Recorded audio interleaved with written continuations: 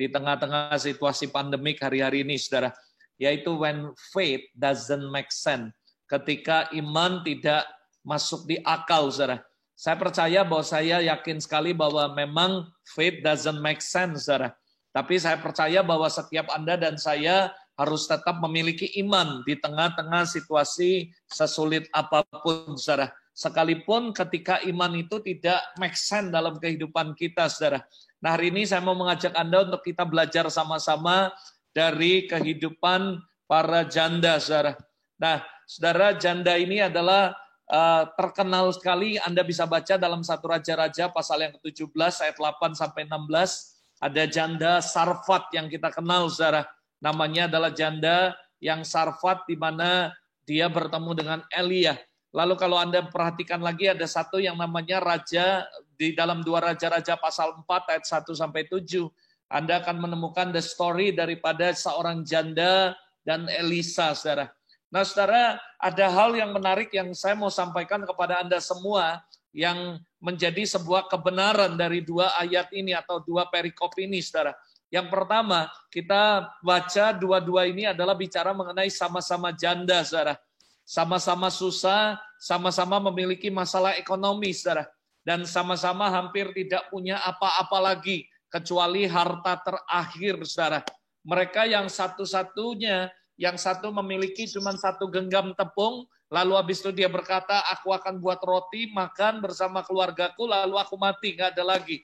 Yang satu lagi cuma punya buli-buli kecil, yang isinya minyak, saudara. Di mana dia berkata bahwa penagih hutang sudah datang untuk menagih hutang dan dia nggak punya apa-apa selain daripada 1 buli-buli kecil, saudara, yang isinya minyak, saudara.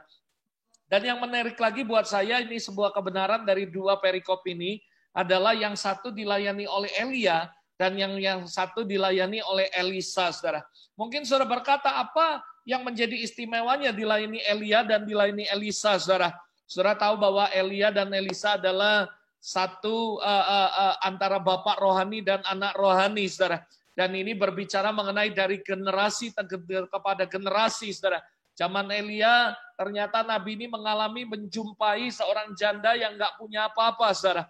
Lalu yang kedua, setelah Elia diangkat Tuhan, lalu Elisa melanjutkan pelayanan dari Elia. Lalu tiba-tiba Elisa juga menemukan seorang janda yang kurang lebih hampir sama, saudara. Walaupun berbeda, yang satu kekurangan, yang satu tinggal minyak 1 genggam, yang satunya adalah tinggal buli-buli minyak kecil, saudara. Tapi menariknya saya percaya bahwa Tuhan sedang berbicara sebuah pesan yang dahsyat sekali, saudara, yaitu Tuhan sedang berbicara mengenai bagaimana dia bekerja from generation to generation, saudara. Jadi saya percaya bahwa Tuhan sedang berbicara di tengah-tengah kita, saudara. Sorry, saudara, maaf, saudara.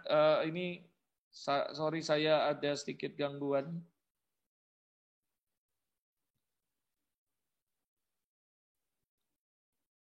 Ya. Nah, saudara, sorry, maafkan saya lanjutin, saudara. Nah, kalau saudara perhatikan bahwa Tuhan tetap memperhatikan, saudara. Tuhan tetap memperhatikan kehidupan daripada orang-orang yang tidak dihormati, saudara.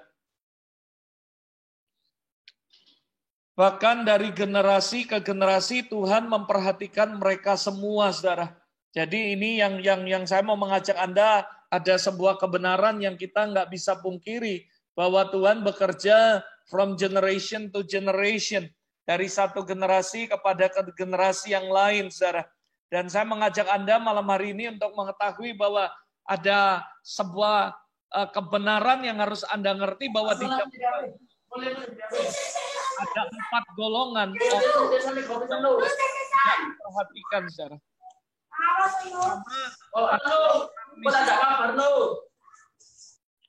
Mohon maaf, saudara, ada yang bisa di-unmute semuanya. Oke, saya lanjutin ya. Nah, saudara, yang pertama, kalau Anda perhatikan di zaman dahulu ada 4 golongan orang yang dijauhkan atau tidak diperhatikan, saudara. Yang pertama adalah orang miskin, saudara. Yang kedua adalah janda. Anda bisa baca dalam Lukas pasal yang ke-12 sampai pasal 7 ayat 12 sampai 17 di mana Yesus di situ membangkitkan anak janda yang meninggal. Saudara, lalu yang ketiga adalah orang golongan yang namanya anak yatim, Saudara. Lalu yang keempat adalah orang asing, Saudara. Dan kalau Anda perhatikan, Saudara, bahwa dalam di kitab Keluaran, zaman Keluaran, Tuhan sangat konsentrasi, Saudara. Anda perhatikan bahwa di mana zaman itu, Saudara, Tuhan sangat konsen dengan janda, anak yatim, juga orang asing, Saudara. Keluaran pasal 22 ayat 22, Ulangan 10 ayat 18, Ulangan 16 ayat 11 sampai 14, Ulangan 24 sampai 17. Anda akan menemukan bagaimana di zaman Keluaran itu Tuhan sangat konsen dengan janda, Saudara. Juga kepada orang miskin. Bahkan Tuhan berkata kalau dia diurapi untuk menyampaikan kabar baik kepada orang-orang miskin, Saudara. Artinya saya percaya dalam perikop ini, Saudara, saya percaya bahwa yang pertama kebenarannya adalah Tuhan memperhatikan kehidupan orang-orang yang mungkin tidak dihormati. Hari ini saya nggak tahu apa yang terjadi dalam kehidupan Anda. Saya juga tidak mengenal semua yang Anda join malam hari ini, atau Anda yang menyaksikan taiti siaran ulang nanti. Mungkin Anda merasa bahwa Anda adalah orang-orang yang kurang dihormati. Anda orang-orang yang mungkin kurang terpandang dalam masyarakat, dalam kehidupan keluarga Anda, dan semuanya.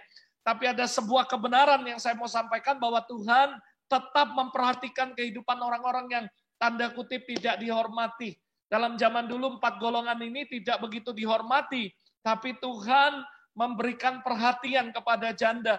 Bahkan dia mengutus nabi besar, mulai dari Elia sampai next generation kepada Elisa. Dia tetap tidak pernah melupakan yang namanya janda, Saudara. Ini representatif bahwa Tuhan sedang berbicara bahwa dia tidak pernah melupakan dan dia tetap memperhatikan kehidupan orang-orang yang mungkin Anda merasa kurang dihormati, tapi Tuhan tetap memperhatikan kehidupan Anda, Saudara. Nah, malam hari ini, this is yang saya mau sampaikan, yang saya mau share untuk kita belajar sama-sama malam hari ini. Apa yang menjadi rahasia yang membuat para janda ini survive, bahkan bisa mengatasi krisis ekonomi dalam kehidupan mereka. Saya tahu hari-hari ini, because of pandemic, ada begitu banyak orang mengalami kegoncangan, Saudara. Mulai ada begitu banyak bisnismen, bahkan hamba-hamba Tuhan, bahkan semuanya, saya tidak menghakimi. Tapi this is the truth, ini kebenaran. Ada begitu banyak orang imannya goncang, Saudara. Saya ketemu dengan banyak beberapa teman-teman, bahkan teman-teman hamba Tuhan, mereka cerita tentang gereja, mereka cerita tentang pelayanan, bahkan beberapa juga yang saya tahu, mereka secara open, secara jujur berkata, mereka hampir-hampir give up, Saudara, selama masa pandemik ini. Saya percaya dan saya bersyukur sama Tuhan bahwa kalau Anda merasa, aku oke-oke aja, aku tetap diberkati. That is good, puji Tuhan, Saudara. Tapi tahukah Anda memang benar-benar di tengah-tengah situasi ini ada begitu banyak orang yang tergoncangkan. Malam hari ini I just want to encourage you, Tuhan tetap memperhatikan kehidupan Anda, Saudara.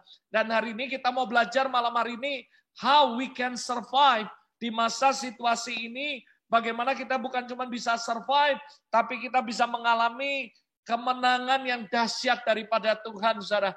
Yang pertama yang saya mau mengajak Anda untuk kita sama-sama, yaitu revelation. We need revelation. Saudara, pewahyuan yang dari sorga, the revelation from heaven, Saudara. Saya terlalu percaya dan yakin, Saudara, hari-hari ini kita membutuhkan sekali untuk mendengarkan suara Tuhan. Mari saya mengajak Bapak Ibu Saudara dimanapun Anda berada, mari give attention tiap hari, berdoa sungguh-sungguh, minta revelation dari sorga. Every morning saya berdoa, Lord, I need your word.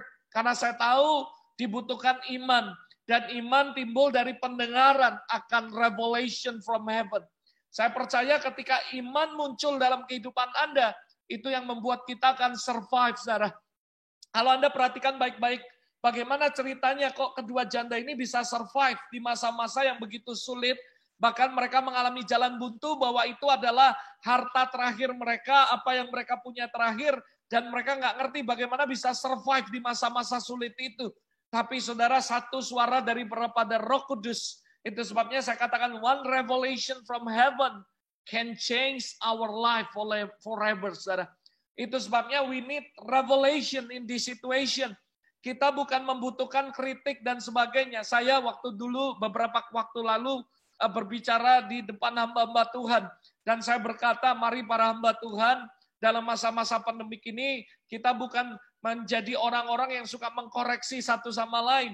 Membuat membanding-bandingkan satu sama lain, siapa yang lebih baik, siapa yang kurang, dan sebagainya. Atau menghakimi kehidupan orang lain. I just wanna encourage you, saya bilang, bahwa dalam situasi ini yang dibutuhkan adalah encouragement.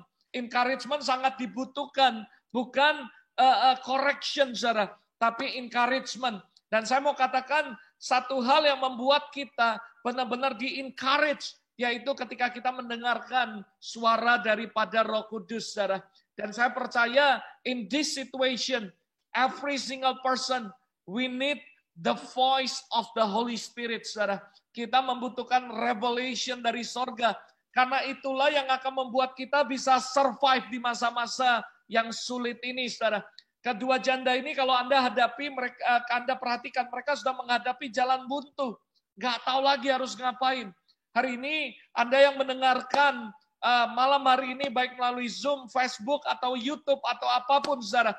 Saya mau kasih tahu ketika Anda sedang menghadapi jalan buntu, Anda nggak ngerti lagi apa yang harus Anda lakukan, Anda masih punya satu jalan, yaitu revelation from heaven. Saya percaya ketika revelation datang dalam kehidupan Anda, maka saya percaya Anda akan survive di masa-masa ini. Kita membutuhkan sekali the word, firman Tuhan, suara daripada sorga, supaya kita bisa survive di masa-masa ini. Bayangin janda pertama, tinggal sisa satu genggam tepung, makan terakhir, lalu mati. That is the Bible say. Itu yang Alkitab katakan, itu yang Alkitab tulis tentang janda ini. Lalu janda yang kedua kelilit utang, nggak bisa bayar. Kreditur sudah datang, krediturnya datang untuk mengambil anak-anaknya karena dia nggak sanggup bayar. Padahal kalau Anda perhatikan janda yang kedua ini adalah keluarga yang melayani Tuhan.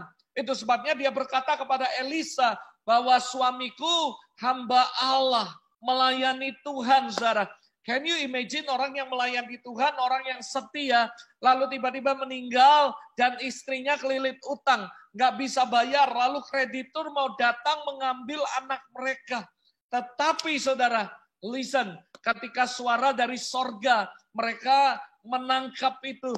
Dan apa yang terjadi ketika revelation datang, maka bukan cuma encouragement yang dia terima, tapi muncul iman. Dan saya percaya iman pasti menghasilkan mujizat, saudara. Dan apa yang terjadi, kedua janda ini Anda semua tahu, the end of the story, bahwa mereka mengalami kemenangan yang luar biasa, saudara. Because the revelation from heaven. Itu sebabnya ada ketika orang bertanya sama saya, Pastor Robert, apa yang paling dibutuhkan di masa-masa pandemik ini? Saya katakan, revelation from heaven. Anda bisa dengar masukan orang, pendapat orang apapun, somehow itu bagus, tapi percayalah, only revelation yang akan membuat Anda survive di masa-masa pandemik ini. Itu sebabnya, I challenge you dimanapun Anda berada hari ini, berdoa, benar-benar minta supaya matamu, hatimu, telingamu terutama, hatimu terbuka, sehingga engkau bisa mendengar suara daripada sorga. Dan saya percaya ketika engkau dapatkan revelation dalam kehidupan Anda, is not only can survive, tapi Anda akan mengalami kemenangan yang dahsyat sekali daripada Allah, saudara. Kalau Anda perhatikan dalam sebuah ayat Matius 7, ayat yang ke-7, saudara, dikatakan, mintalah, maka akan diberikan kepadamu. Carilah, maka kamu akan mendapat. Ketoklah, maka pintu akan dibukakan kepadamu. Karena setiap orang yang meminta, setiap orang yang meminta menerima. Dan setiap orang yang mencari mendapat. Dan setiap orang yang mengetok, baginya pintu dibukakan, saudara. Nah, kalau saudara perhatikan di ayat yang ke-7, saudara, dikatakan ada 3 kata. Yang pertama, mintalah, carilah, dan ketoklah, saudara. Dan kalau Anda pelajari, saudara, kata 3 ini menggunakan kata bentuk imperatif yang berada dalam satu kesatuan. Yang artinya, saudara, tidak bisa hanya 1 atau 2 yang dilakukan, tetapi harus 3-tiganya dilakukan dan dilakukannya secara terus-menerus. Imperatif adalah verb, adalah kata kerja, saudara. yang digunakan untuk memberikan command, perintah, warning, peringatan, advice, nasihat, instruction, instruksi atau petunjuk, maupun request atau permintaan.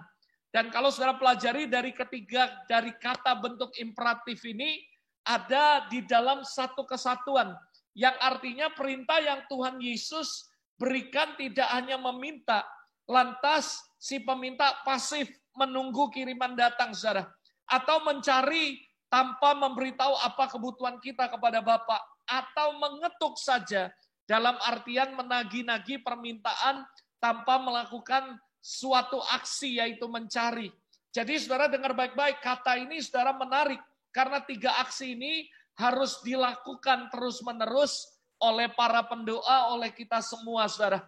Perhatikan kalau Anda pelajari, saudara, bahwa di ayat yang ke-7 ini ada suatu hubungan aksi dan reaksi, saudara.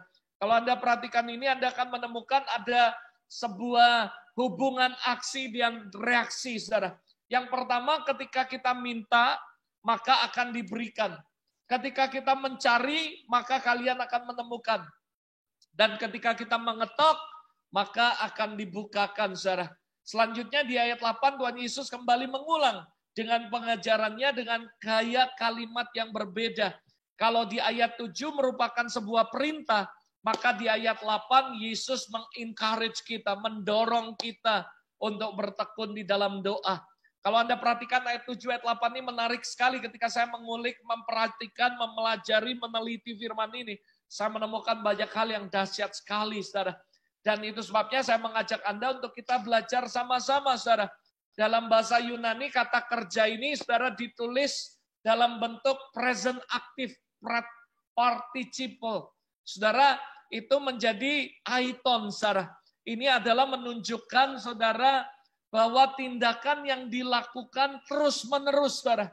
Bukan sekali lalu berhenti, tapi dilakukan terus-menerus.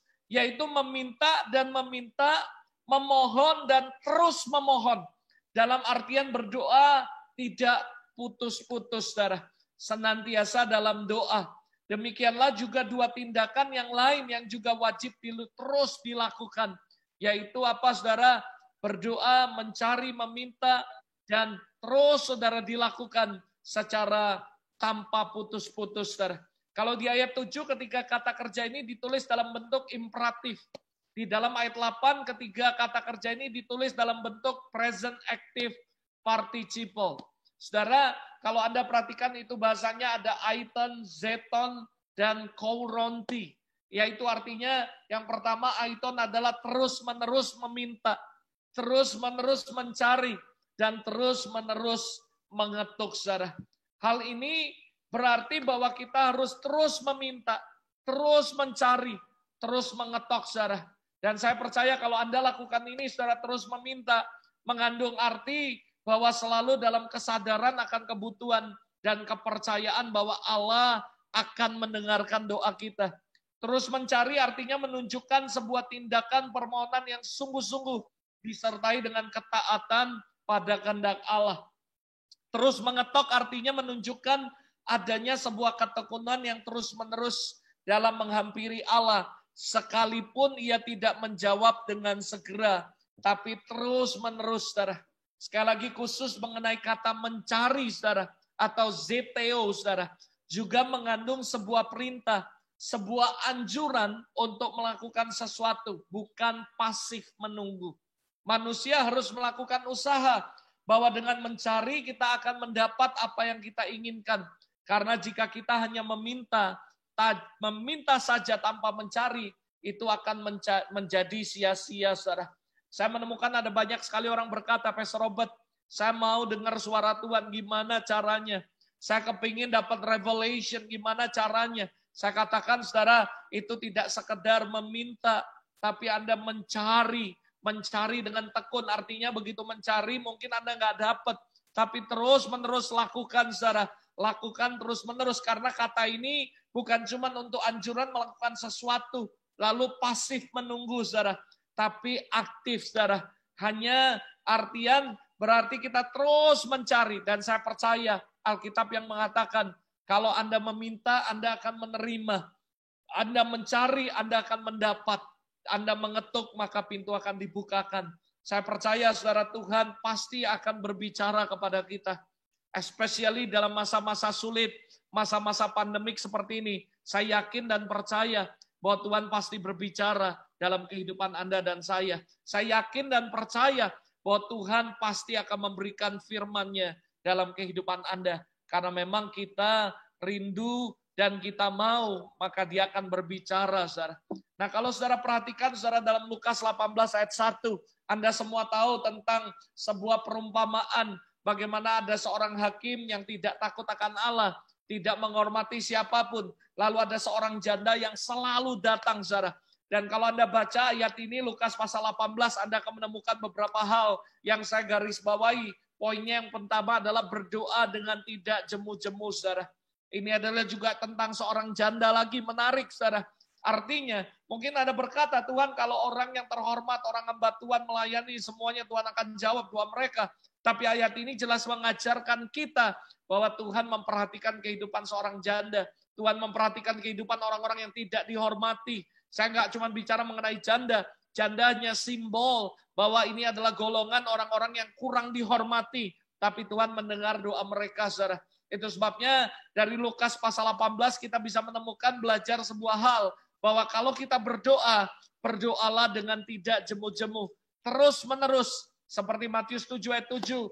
Terus menerus meminta. Dan kita akan mendapatkannya. Terus menerus mencari. Dan terus menerus mengetuk, saudara. Maka saya percaya Tuhan pasti akan menjawab doa kita. We need revelation. This is the way bagaimana kita mendapatkan the word. This is the way bagaimana kita mendapatkan revelation. Mungkin ada orang berkata, Pastor, apa sih pentingnya revelation? Saya katakan penting sekali. Anda perhatikan kehidupan para janda tadi. Mereka yang membuat mereka survive adalah ketika mereka dapat revelation. Ini yang pertama. Mereka langsung bisa survive, saudara. Tentu ada hal-hal yang lain setelah revelation.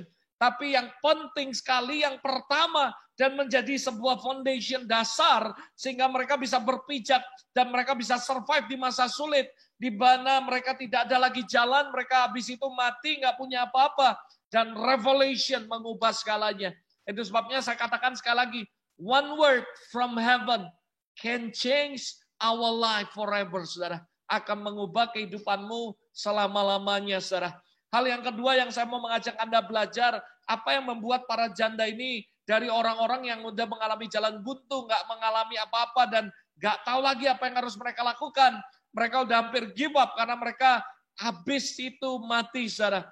Tapi mereka akhirnya bisa survive. Yang pertama, because of revelation from heaven.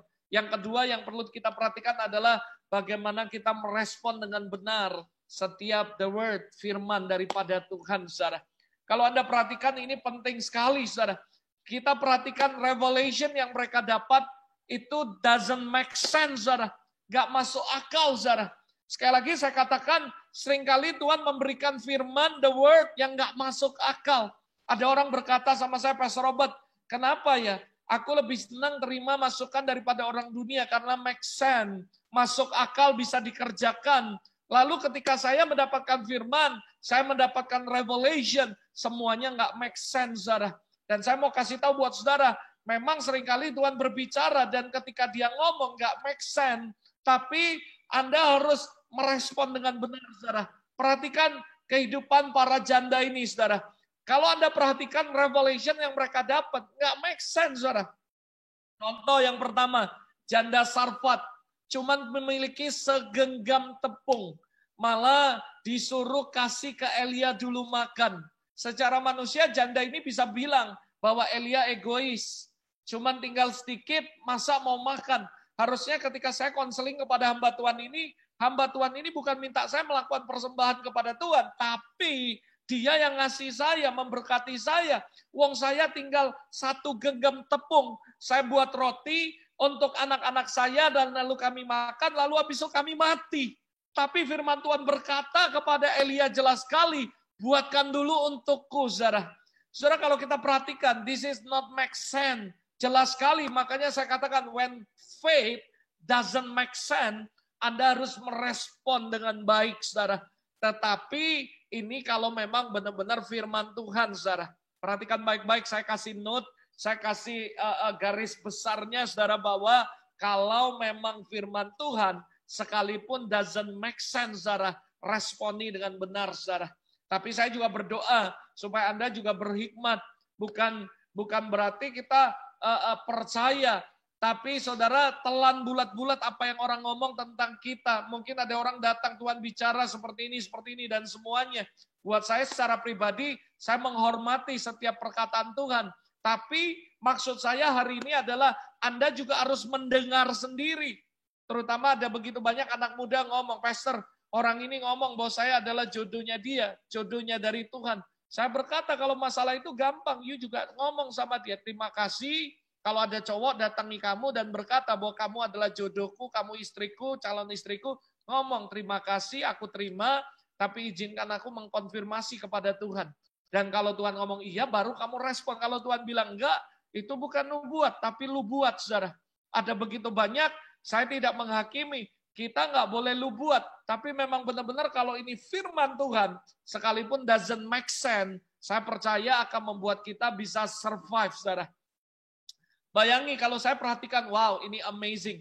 Menurut Anda, coba saya mau nanya, saudara. Saudara yang beruntung Elia atau janda ini, saudara, ketika Anda baca dalam Raja-Raja, Anda akan menemukan bahwa tentang janda Sarfat dan Elia. Lalu menurut Anda, siapa yang beruntung? Elia atau janda Sarfatnya, saudara? Mungkin kita akan berkata Elia karena dia lagi masa kelaparan, lalu tiba-tiba masa kekeringan terjadi, lalu dia diberkati. Tapi menurut saya yang beruntung adalah janda. Kenapa? Karena Anda harus ingat, kalau barang siapa melayani Nabi, dia akan mendapat upah Nabi, saudara. Dan saya pernah punya pengalaman suatu hari saya khotbah dalam sebuah conference di luar negeri, saudara. Saya masih ingat dalam conference itu saya khotbah, tiba-tiba ada begitu banyak orang datang ke mimbar, lalu memberikan persembahan, saudara. Dan saya masih ingat setelah saya turun dari khotbah, ada seorang anak kecil, saudara, maafkan saya tidak mendiskriminasikan orang, tapi dari tampangnya pun saya lihat kasihan, saudara, memprihatinkan. Orang yang sangat sederhana.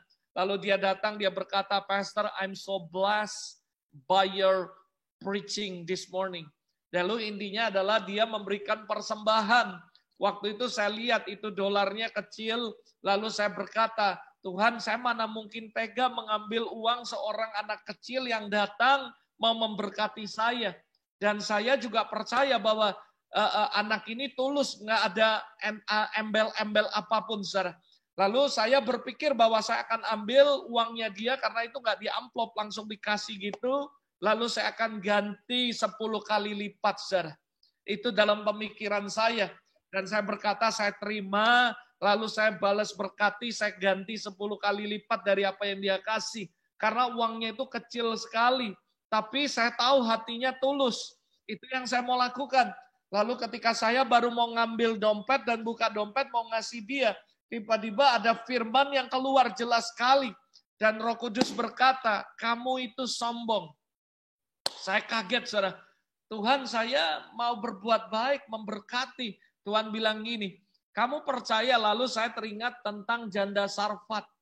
Ketika janda Sarfat tinggal 1 genggam tepung, uang terakhir, harta terakhir ya. Tuhan tahu, saudara. Bukan Tuhan nggak tahu.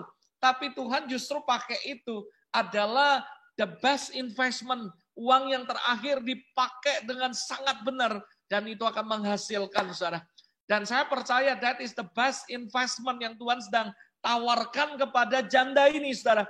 Tapi janda ini merespon dengan benar dan dia lakukan, saudara. Apa yang terjadi, apa yang dia tabur ini menjadi benih miracle, benih mujizat, sehingga dia mengalami survive di masa sulit itu, saudara. Alkitab mencatat dia nggak jadi mati, bahkan dia bisa bertahan dan dia bisa survive, menang dari semua krisis ekonomi yang dihadapi hari itu.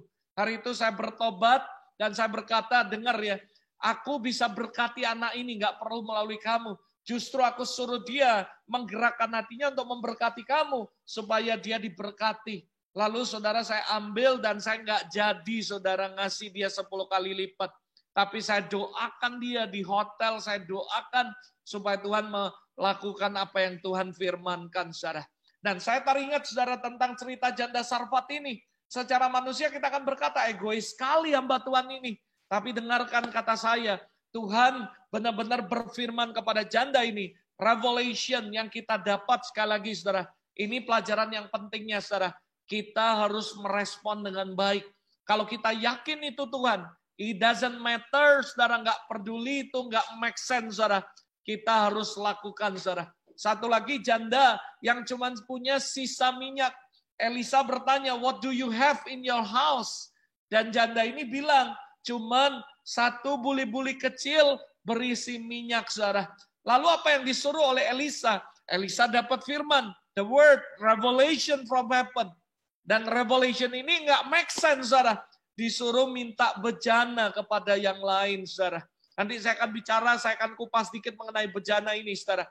Tapi satu hal yang saya pelajari, mereka merespon dengan sangat baik, saudara. Sekali lagi saya katakan, when faith doesn't make sense, saudara, respon dengan benar, saudara. Kalau saudara perhatikan ada sebuah kalimat yang saya mau sampaikan buat saudara. Faith memang doesn't make sense, saudara. Kalau ada orang berkata sama Anda, faith doesn't make sense. Yes, it's true. Itu benar, saudara. Faith doesn't make sense. Faith never doesn't make sense.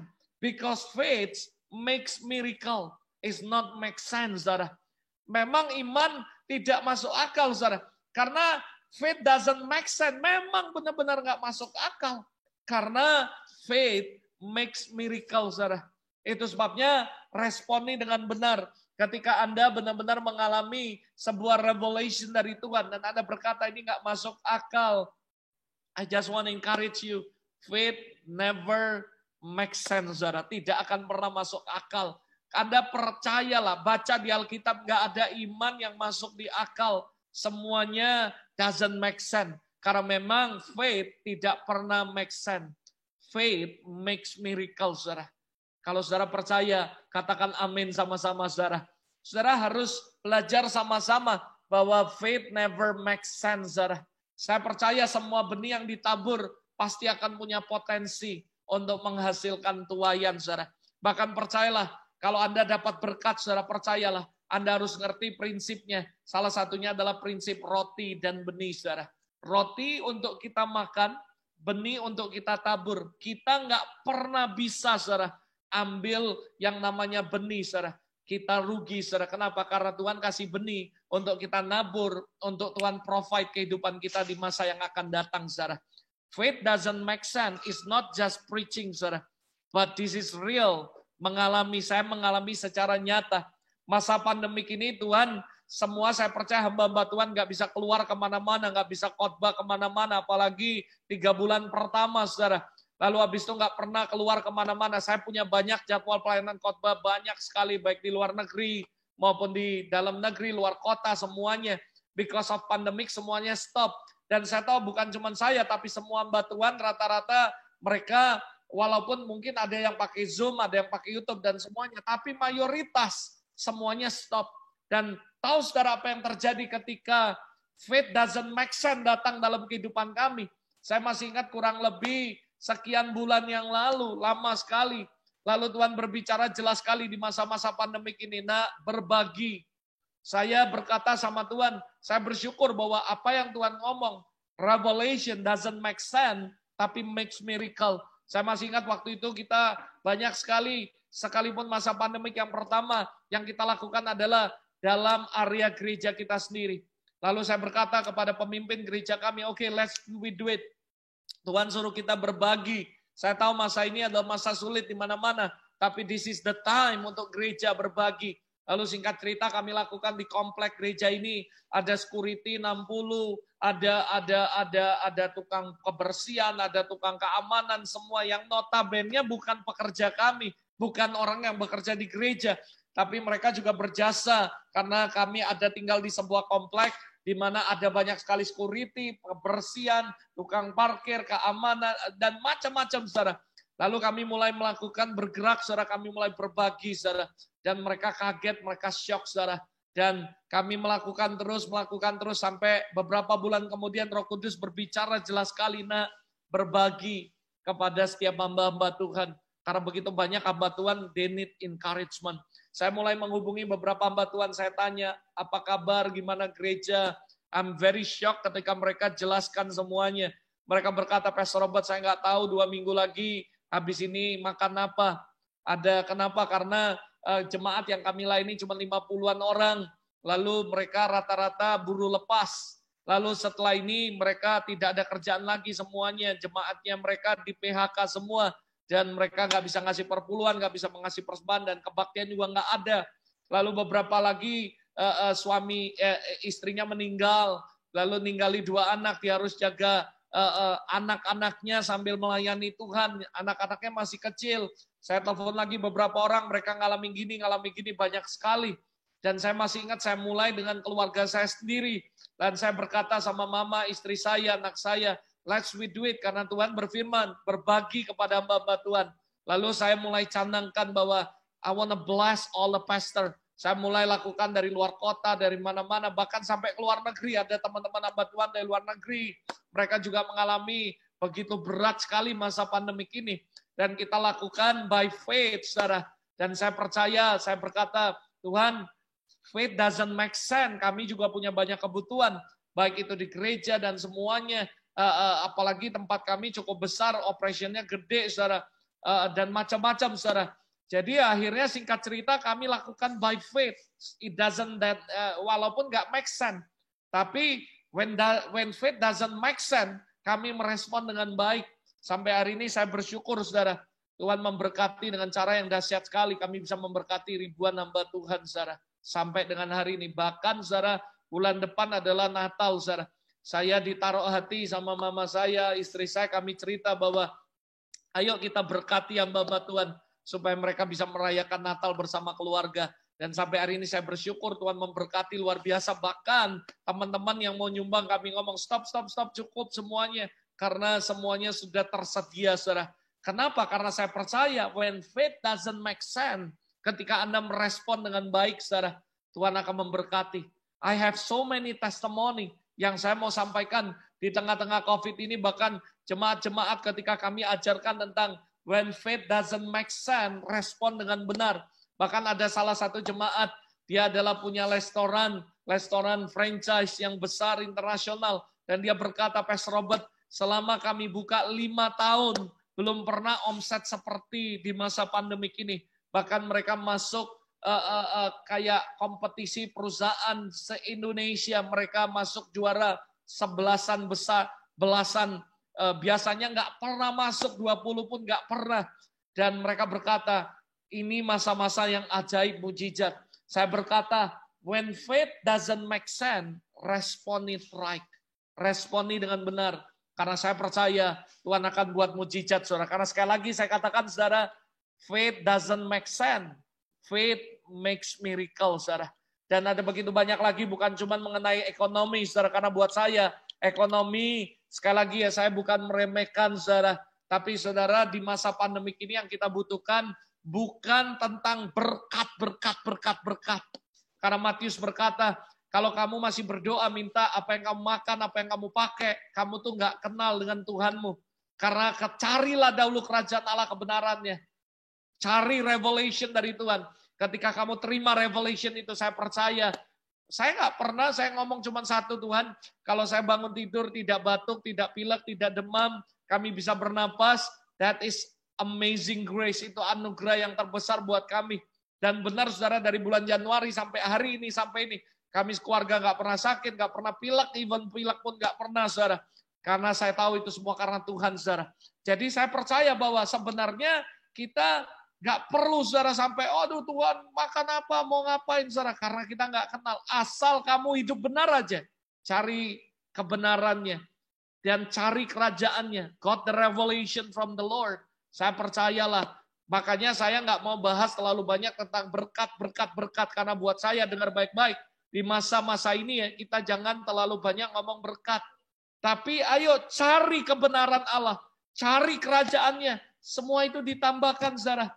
Believe me, saudara. Ketika iman nggak sesuai dengan perkataan, dengan pikiran kita, nggak masuk akal. Memang iman nggak masuk akal, saudara. Karena iman membuat mujizat, saudara. Dan saya yakin hari ini dimanapun Anda berada, kalau firman-Nya datang dalam hidup Anda, malam ini, besok, atau kapanpun, it doesn't matter. Itu faith yang Tuhan kasih, perkataannya, itu nggak make sense, saudara. Respon dengan benar, saudara akan lihat mujizat, saudara. Ada amin, saudara. Saudara harus ingat satu hal, ini statement saya, saudara. Saya sering khotbahkan dengan statement ini. Saya yakin 100% Allah yang kita sembah adalah Allah yang tidak berubah. Allah tidak berdusta, saudara. Jadi apapun yang dia ngomong, saudara, pasti dia lakukan. Saya yakin sekali, saya sering ngomong kepada teman-teman, saya yakin sih bahwa Allah yang saya sembah, Allah tidak pernah berubah dan dia tidak pernah berdusta, saudara. Saya sering ngomong sama teman-teman bilang gini, kamu tahu nggak Tuhan itu nggak bisa dimengerti, sulit dimengerti. Saya katakan memang sih Tuhan yang kita sembah itu sulit dimengerti, bahkan tidak bisa dimengerti. Tetapi ada berita baik saya bilang, tetapi dia sangat bisa dipercaya. Itu sebabnya percayakan masa depanmu, percayakan keluargamu, percayakan pelayananmu, percayakan hidupmu kepada Tuhan. Karena apa? Karena dia tidak pernah berubah dan dia tidak pernah berdusta, saudara. Filipi 4 ayat 19, Allahku akan memenuhi segala keperluanmu di dalam kekayaan dan kemuliaannya. My God will supply every needs of yours. Semua kebutuhan yang Anda butuhkan. Percaya saja. Kalaupun saudara berkata, tapi nggak masuk di akal. Percayalah saudara, kalau Anda merespon dengan benar, Anda akan lihat mujizat. Banyak sih yang dengar suara Tuhan. Baik melalui hamba Tuhan, baik melalui secara langsung, melalui firman-Nya. Tapi yang menjadi berbeda adalah bagaimana mereka merespon suara tersebut. Apakah ketika mereka dapatkan firman itu, attitude mereka, hati mereka benar atau tidak, saudara. Dan ini melibatkan yang namanya iman kita. Yang kedua, respon kita. Dan yang ketiga adalah action kita, saudara. Jadi saya percaya banyak orang bisa dengar Tuhan. Banyak orang bisa dengar langsung atau dia khotbah, atau dia dengari khotbah, dia dapat sesuatu. Ataupun dia dapat langsung secara audible. Tapi yang membuat perbedaan adalah bagaimana kita merespon suara tersebut. Dan itu akan mempengaruhi kehidupan Anda. Libatkan iman Anda. Libatkan respon kita, action kita. Iman sangat penting, saudara. Tapi action sangat penting juga untuk kita mengalami keajaiban Tuhan, saudara. Itu sebabnya kalau Anda baca firman dalam Yakobus 2, 14-18. Apakah gunanya, saudara-saudaraku, jika seorang mengatakan bahwa ia mempunyai iman, tapi padahal ia tidak mempunyai perbuatan. Dapatkah iman menyelamatkan dia?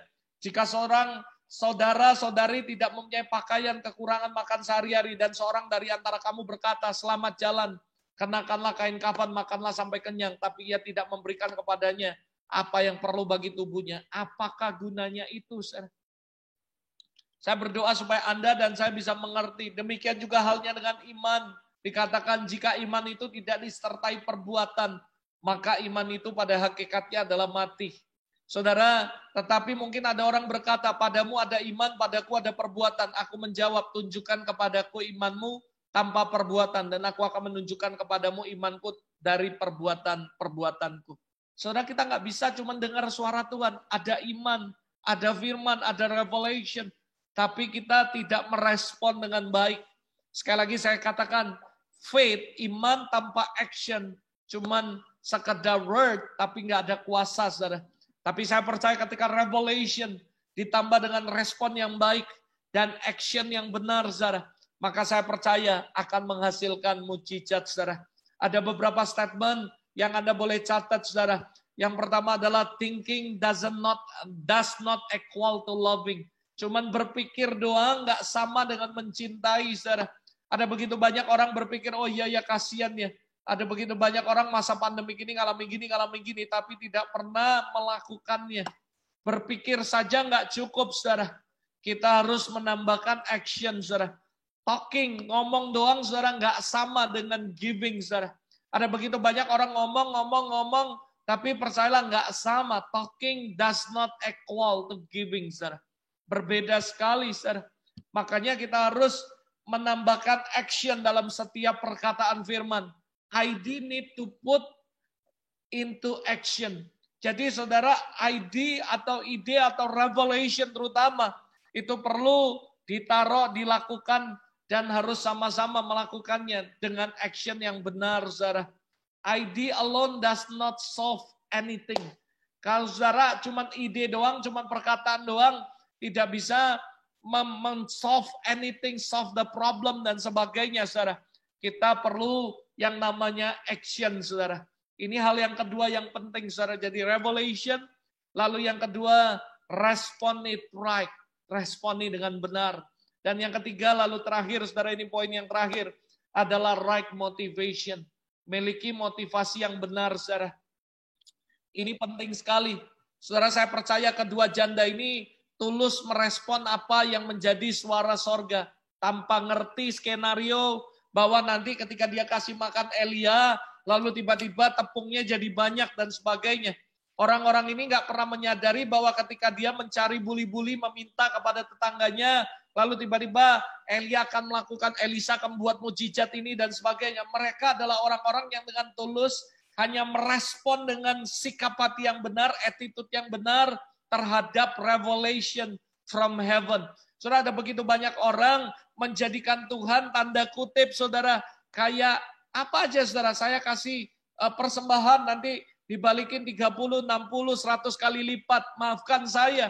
Saya bukan nggak percaya, tapi jangan jadikan Tuhan kayak kita main gamble, saudara. Kita kasih berapa nanti dibalikin 30, 60, 100. Be honest with you, maafkan saya. Saya kurang setuju, saudara.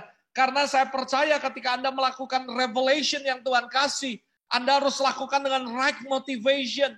Dengan motivasi yang benar. Itu sebabnya Alkitab mengajarkan kita, kalau kamu ngasih tangan kanan, tangan kiri nggak perlu tahu. Maksudnya apa? Maksudnya, saudara, apa yang Anda lakukan tidak perlu Anda mengintervensi Tuhan. Tuhan, aku kasih 1, Tuhan akan kasih 30, 60, 100. Saudara, seolah-olah kita mengintervensi sorga dengan apa yang kita lakukan. Hari ini saya mau kasih tahu revelation penting, respon kita penting, tapi ditambahkan dengan right motivation. Motivasi yang benar. Mereka adalah orang-orang yang taat, yang nabur, berkorban, bukan karena reward. Ada begitu banyak orang Kristen hari ini mau berkorban, mau melakukan ini itu, mengharapkan sebuah reward, saudara. Dan saya kasih tahu, it's not right motivation. Kita harus melakukannya dengan tulus, tanpa berpikir bahwa Tuhan akan kasih reward dalam hidup kita. Berapa banyak saudara yang setuju bahwa ketika kita menabur, ketika akan memberi, that is the normal, karena Tuhan sudah dulu memberi yang terbaik buat kita. Kita cuma berbagi, bukan kita menjadi seorang pahlawan. Saya tidak merasa bahwa saya menjadi pahlawan hamba Tuhan, di mana saya memberkati mereka. Karena saya tahu duitnya juga bukan duit saya. Satu, yang pertama, duit yang Tuhan kasih dalam hidup saya. Yang kedua, ada orang-orang, teman-teman saya juga nabur, saudara. Ada teman-teman Amerika telepon saya, Pastor Robert, saya mau join berkati hamba Tuhan. Ada teman-teman saya dari Belanda yang saya notabene nggak pernah ketemu satu kali pun dengan mereka. Mungkin malam ini dia ikut Zoom, saya nggak tahu karena saya bagi link ke mereka. Tapi saudara, notabene saya nggak kenal mereka secara detail, tapi saya percaya ketika saya melakukan, saya merespon dengan benar, dengan right motivation, Tuhan berkati. Bahkan beberapa orang nabur, saya bilang, bu, sorry ya, cukup ya, nggak usah nabur lagi. Kenapa? Udah cukup, ini aja masih sisa uangmu. Dia bilang, Pastor, you atur aja untuk apa? Saya bilang, no. Saya bingung, saya nggak mau dititip uang, saudara. Lalu saya berkata, oke, uangmu ada lebih gini, gue berkati nih ya, ini ada seminar hamba Tuhan, di mana orang-orang dikumpulin, dia lakukan pelatihan, mereka butuh makan 8 kali, aku berkati ya. Dia bilang, atur aja Pastor dan semuanya. Kenapa? Karena saya percaya, saya tidak merasa bahwa saya pahlawan. Karena saya tahu apa yang saya lakukan itu tulus, karena sebagai cinta, respon bahwa Tuhan sudah dulu melakukan yang terbaik dalam hidup saya. Kalau saya perhatikan mereka hamba Tuhan, karena saya tahu di masa pandemik saya juga hamba Tuhan, dan Tuhan memperhatikan kehidupan saya dan keluarga. Itu sebabnya saya cuma melanjutkan apa yang Tuhan ngomong, melanjutkan apa yang Tuhan suruh dan apa yang Tuhan lakukan dalam keluarga kami. Makanya saya encourage Anda semua, kalau Anda melakukan ini, jangan merasa bahwa diri Anda pahlawan, apalagi mengharapkan sebuah reward. Tuhan, aku sudah buat ini, aku sudah nabur, aku sudah melayani, kok aku nggak diberkati. Dengar, kalaupun kita ngasih hidup kita untuk Tuhan, Tuhan nggak berkati kita layak. Kenapa? Ingat, saudara sudah dibeli dengan harga yang mahal. Saudara sudah dibeli. Saudara itu tadinya budak, ditebus oleh Yesus dengan darahnya sendiri. Jadi kita nggak punya hak atas hidup kita. Kalau kita lakukan ini yang Tuhan suruh. Itu sudah sewajarnya kita lakukan, saudara. Jangan berharap reward. Right motivation. Tapi apakah Tuhan nggak kasih reward? Nggak juga. Karena Alkitab berkata ada upah ketika kita melayani Tuhan. Tapi poin saya adalah jadi orang Kristen memiliki right motivation. Ketika kita khotbah, ketika kita melayani, ketika kita melakukan apapun, kita memiliki right motivation, saudara. Ini yang penting, saudara. Kita melakukan apapun, saudara, miliki right motivation. Ini sangat penting. Dan saya percaya bahwa janda-janda ini sebenarnya mereka tidak tahu apa yang akan terjadi. Mereka nggak ngerti skenarionya. Mereka cuma respon dengan suara nabinya. Dan akhirnya mereka diberkati dengan ajaib, saudara. Hari ini I just want to encourage you. Kalau Anda mendengarkan sesuatu, ingat, saudara. Bukan lakukan sesuai dengan apa yang Anda mau. Lalu minta reward sama Tuhan. Tapi lakukan dengan right motivation, saudara. Saya percaya Tuhan akan memberkati setiap Anda ketika Anda melakukannya dengan motivasi yang benar. Percaya Tuhan akan memberikan blessing dalam hidupmu. Tergantung, bobotnya tergantung dari fondasi kita, saudara. Tuhan tidak akan memberi kita blessing kalau kita hanya akan membuat hidup kita hancur, saudara. Saya percaya semua berkat, semua urapan, kemuliaan, Tuhan akan percayakan sesuai dengan fondasi yang Anda bangun, saudara. Ketika Anda bisa membangun fondasi itu, dan Tuhan lihat Anda bisa dipercaya dengan uang, bisa dipercaya dengan kemuliaan, bisa dipercaya dengan urapan, Tuhan pasti akan mempercayakan itu. Karena ada ayatnya, saudara, ketika banyak orang datang kepada Yesus, mengikuti dia karena melihat mujizat, saudara. Tapi Yesus tidak mempercayakan dirinya kepada mereka. Kenapa? Karena Yesus tidak perlu bertanya, Yesus tahu apa yang ada dalam hati mereka. Baca dalam Yohanes pasal 2, saudara akan menemukan bagaimana banyak orang datang mengikuti Yesus karena melihat mujizat-mujizatnya. Tapi Yesus tidak mempercayakan dirinya kepada mereka. Why? Karena Yesus tahu right motivation. Makanya saya katakan, hati yang bersih itu penting sekali. Banyak orang tanya sama saya, Pastor Robert, apa sih rahasianya? Supaya kita bisa dipercayakan kemuliaan. Saya berkata, make your heart clean and empty. Ketika saudara bisa membuat make your heart clean and empty, saya percaya Tuhan akan buat glory dengan dalam kemuliaan, demi kemuliaan, kau akan mengalami secara ajaib. I have so many testimony about the glory, yang saya mungkin gak punya waktu untuk share kepada Anda semua. Tapi believe me, if you have right motivation dalam semuanya, Tuhan bukan cuma percayakan berkat. Berkat itu adalah, dengar ya, uang berkat itu adalah, dengar baik-baik, itu adalah berkat yang paling rendah tingkatannya dari semua berkat Tuhan, saudara. Berapa banyak orang yang percaya berkat yang paling utama, yaitu dirinya sendiri. Ada orang nanya saya, Pastor Robert, what is the glory, the greatest glory in your church? Karena aku dengar kamu mengalami gini. Saya bilang, dengar ya, the greatest glory in our church is not about semua manifestasi supranatural, saya bilang. The greatest glory is himself. Karena dia adalah greatest glory, saudara. Buat saya, kemuliaan yang terbesar yang kami alami ketika Tuhan nyata dalam kehidupan kamu, saudara. Saya bersyukur sama Tuhan every single day. Dia memulai dengan berbicara. Saudara kalau baca Keluaran pasal 4 ayat 1, 5 ayat 1, 6 ayat 1, 7 ayat 1, 8 ayat 1, 9 ayat 1, 10 ayat 1, Anda akan menemukan dengan sebuah kalimat. Semua pasal ini ditulis, dimulai dengan sebuah kalimat. Berfirmanlah Tuhan kepada Musa. Saya percaya kalau hidup Anda from chapter to another chapter, dimulai dengan berfirmanlah Tuhan, revelation dari Tuhan. Maka saya percaya Anda akan mengalami keajaiban Tuhan. Anda akan mengalami hal-hal yang ajaib bersama Tuhan.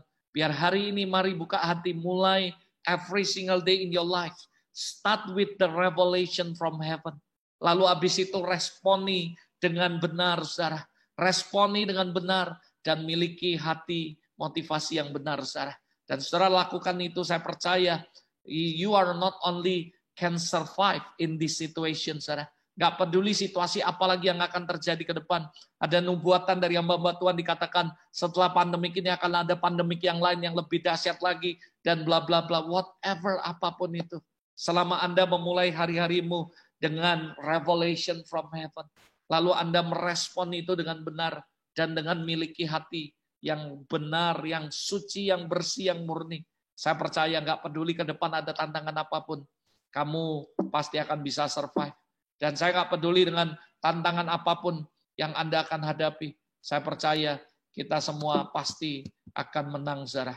Ada amin, saudara. Saya berdoa, mari kita tundukkan kepala sama-sama. Saya berdoa supaya setiap Anda malam hari ini bisa merespon.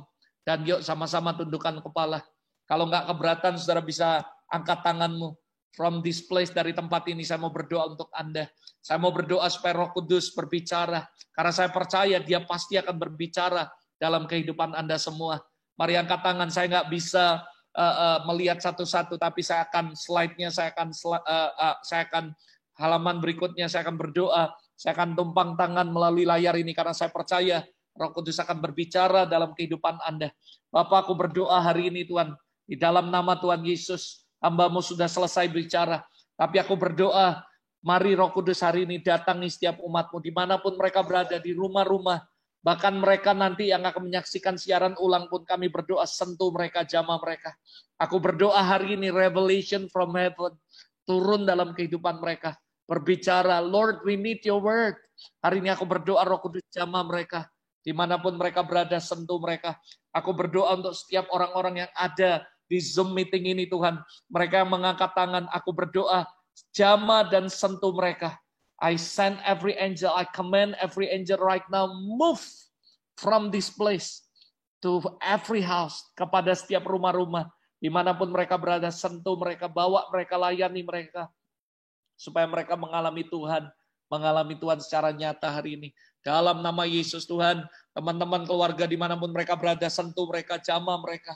Hari ini aku berdoa Roh Kudus berbicara dalam hidup mereka. Tuhan, mari Roh Kudus jamah, sentuh mereka. Aku berdoa di dalam nama Yesus. Dalam nama Yesus, berikan mereka revelation turun dalam hidup mereka. Bapak, dalam nama Yesus aku berdoa. Oh Tuhan, aku sentuh setiap layar mereka ini, aku berdoa. Aku percaya kuasa-Mu tidak dibatasi oleh tempat, ruang, dan waktu. Hari ini aku berdoa, jamah mereka. Biar mereka encounter with you is not only hear about you, but they will start experience with your glory tonight, Lord. Malam ini Tuhan, dimanapun mereka berada, dalam nama Yesus, sentuh mereka. Jamah mereka di dalam nama Yesus. Terima kasih Roh Kudus. Terima kasih Bapak. Terima kasih. Hamba-Mu sudah selesai, tapi aku berdoa, lanjutkan apa yang Kau mau lakukan dalam hidup mereka, Roh Kudus. Di dalam nama Yesus, kami berdoa dan mengucap syukur. Haleluya. Amen. Amen. Amen. Amen. Thank you, God bless. Saya sih berdoa supaya suatu hari semua kita bisa dengar secara audible. Tapi saudara jangan maksa, karena Tuhan bisa bicara banyak hal. Yang pertama menurut saya nih, Tuhan sudah berbicara, yaitu melalui firman-Nya. Udah lama, Alkitab itu adalah suara Tuhan, baca sungguh-sungguh. Lah kalau yang tertulis saja kita nggak perhatikan dan kita nggak baca, gimana mau dengar yang audible, saudara? Basically kita harus baca dulu firman, lakukan, maka saya percaya ketika Anda melakukan, Anda kayak tulis surat, Tuhan kan nulis suratnya, surat cintanya, lalu Anda baca, pasti dia akan merespon. Itu yang pertama. Yang kedua, Tuhan juga kadang bisa bicara melalui firman Tuhan, melalui khotbah, dan Tuhan bicara. Atau Tuhan juga bicara melalui situasi. Dan ingat, Tuhan juga kadang-kadang bisa bicara mengenai gambar, saudara. Mungkin waktu Anda menjemata, tiba-tiba Anda lihat gambar. Dan Anda nggak ngerti apa itu, tapi Roh Kudus bicara melalui banyak, saudara. Contoh, saya punya teman, saudara. Dia nggak bisa dengar audible, tapi dia selalu dapat penglihatan. Tiba-tiba dia dapat ini, lalu Tuhan kasih pengertian. Jadi Tuhan bicara melalui banyak hal. Ada yang Tuhan bicara mengenai hati, dari hati, audible, bahasa gambar, dan sebagainya. Jadi menurut saya kita nggak bisa maksa Tuhan untuk dengar secara audible. Yang jelas satu, kalau itu Tuhan, pasti kamu connect. Nah, saya kasih contoh yang jelas supaya kamu ngerti itu suara Tuhan atau bukan. Pertanyaannya kan orang bilang, Pastor, gimana membedakan suara Tuhan atau suara hati atau suara setan? Betul nggak, saudara? Sederhana sekali, saudara. Buat saya contoh, kalau saya teleponan, di sini ada teman saya nih, namanya Niko dari Surabaya. Shalom Pak Niko. Nah, misalnya saya ini telepon-teleponan nih sama Pak Niko, ya kan? Begitu saya telepon-teleponan sama dia, lalu saya ini bercandai dia karena sering ngobrol, saya ini bercandai. Halo Niko, apa kabar? Kamu di mana? Lagi ngapain? Niko bilang, udahlah pastor, apa kabar pastor? Saya tahu. Nah saudara, nangkep gak maksud saya? Kenapa kok dia bisa tahu suara saya? Atau ada orang lain niru. Shalom Niko, ini pastor Robert. Bukan, ini bohong, ini mau nipu saya. Nah kenapa dia bisa tahu saudara? Kalau sering berkomunikasi. Nah, kalau kita sering berkomunikasi sama Tuhan, Tuhan mau ngomong pakai gambar, mau ngomong di hati, mau ngomong waktu khotbah, kita tuh langsung. Ada chemistry yang saya nggak bisa jelasin secara teori, tapi itu ada chemistry, di mana ketika dia ngomong, kita tuh ada sinyal, kita tahu ini Tuhan. Ini Bapak gua lagi ngomong. Ini Tuhan Yesus, ini Roh Kudus. Kita akan langsung connect dan bisa ngerti, saudara. Kalau kita sering berkomunikasi. Jadi ada chemistry-nya yang dapat, saudara. Nah, tapi kalau kita nggak pernah komunikasi sama Tuhan, mau dia ngomong pun kita nggak tahu itu suara Tuhan, saudara. Dan kita pikir ini siapa ngomong-ngomong, padahal Tuhan lagi ngomong sama kita. Nah, makanya saya bilang, lakukan ini seperti Matius 7 ayat 7 tadi. Kamu harus benar-benar meminta Tuhan bicara dalam hidupku. Lalu kamu harus mencari Tuhan sungguh-sungguh. Lakukan ini tidak bisa cuma mencari dan meminta dan mencari. Tapi 3 ini adalah verb, kata benda yang imperatif, artinya harus dilakukan secara bersamaan tanpa mengurangi salah satu dan dilakukan terus-menerus. Kamu harus benar-benar minta, mencari, dan mengetok. Maka saya percaya dia akan berbicara dan dia pasti akan memberitahu semua apa yang menjadi isi hatinya. Kurang lebih gitu. Saya berharap Anda cukup puas dengan jawaban ini. Ya. Ini ada pertanyaan lain, Pastor, bagaimana mendapatkan revelation? Nah itu yang saya bilang tadi ya. Hampir sama seperti tadi ya.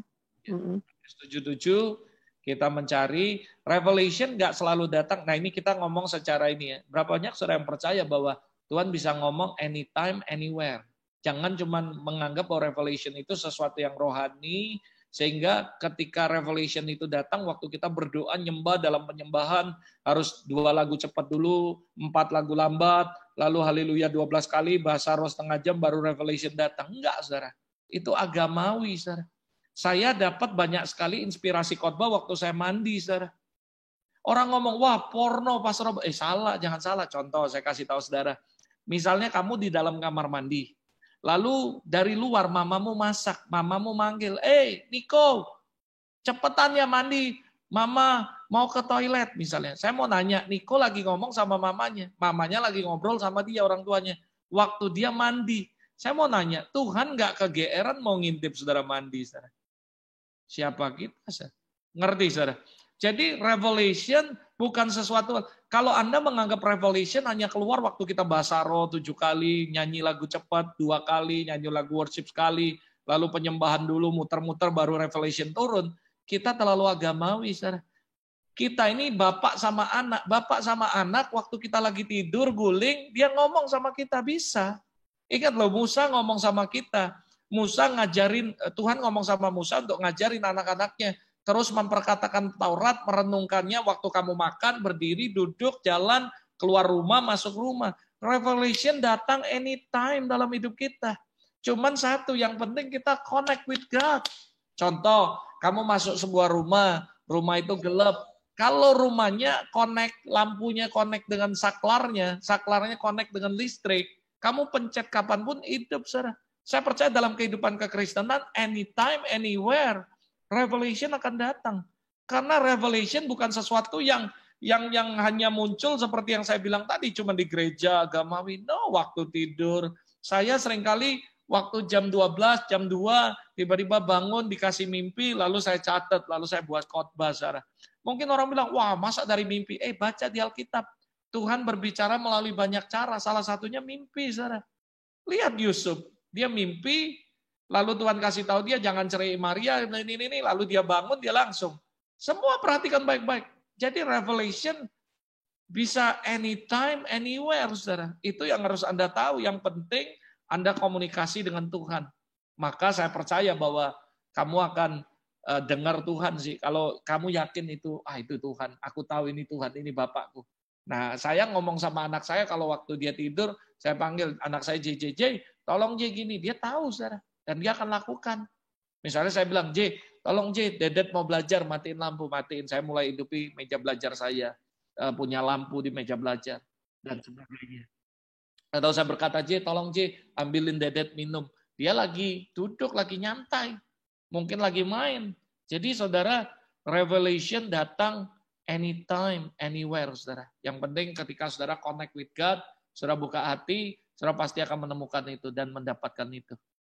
Itu, Bu. Ya, thank you, Pastor. Ini ada pertanyaan selanjutnya. Pastor, ada ungkapan, apa yang kita tabur itu yang akan kita tuai. Tetapi ada juga yang tidak seperti itu. Tolong dijelaskan. Terima kasih. Nah, itu yang saya tadi bilang. Ketika kita menabur, saya percaya gini, prinsipnya kan Anda ngerti nih, kalau kita dapat berkat, ada dua prinsip, roti dan benih. Nah, ini harus ngerti nih basically. Roti untuk dimakan, benih untuk ditabur. Misalnya contoh dalam hidup saya nih, saya dapat berkat nih, misalnya let's say 1 juta rupiah, supaya gampang menjelaskan sama Anda. Lalu Tuhan bilang, nah dari 1 juta ini, 20% itu benih, 80% roti. Lalu saya taburlah 20%-nya. Dan itu benih. Tuhan ngomong benih, artinya dia kasih benih, ada ayatnya. Tuhan memberikan benih supaya untuk potensi, supaya untuk menghasilkan, hanya benih.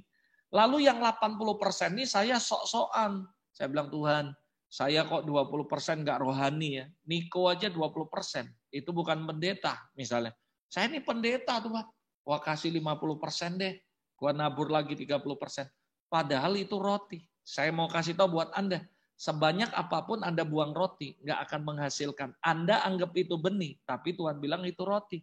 Roti untuk dimakan. Berapa banyak saudara yang percaya Tuhan memberkati Anda supaya Anda nikmati juga, saudara. Tuhan nggak pernah ngasih orang berkat lalu semuanya suruh nabur. Jadi itu namanya PHP. Ngasih uang banyak tapi bukan untuk kita nikmati. Cuma numpang lewat semua. Saya mau kasih tahu Tuhan kita bukan Tuhan yang suka PHP. Dia ngasih Anda berkat selain ditabur, tapi juga untuk dinikmati. Berapa banyak saudara yang percaya Tuhan memberkati Anda supaya anak-anakmu diberkati.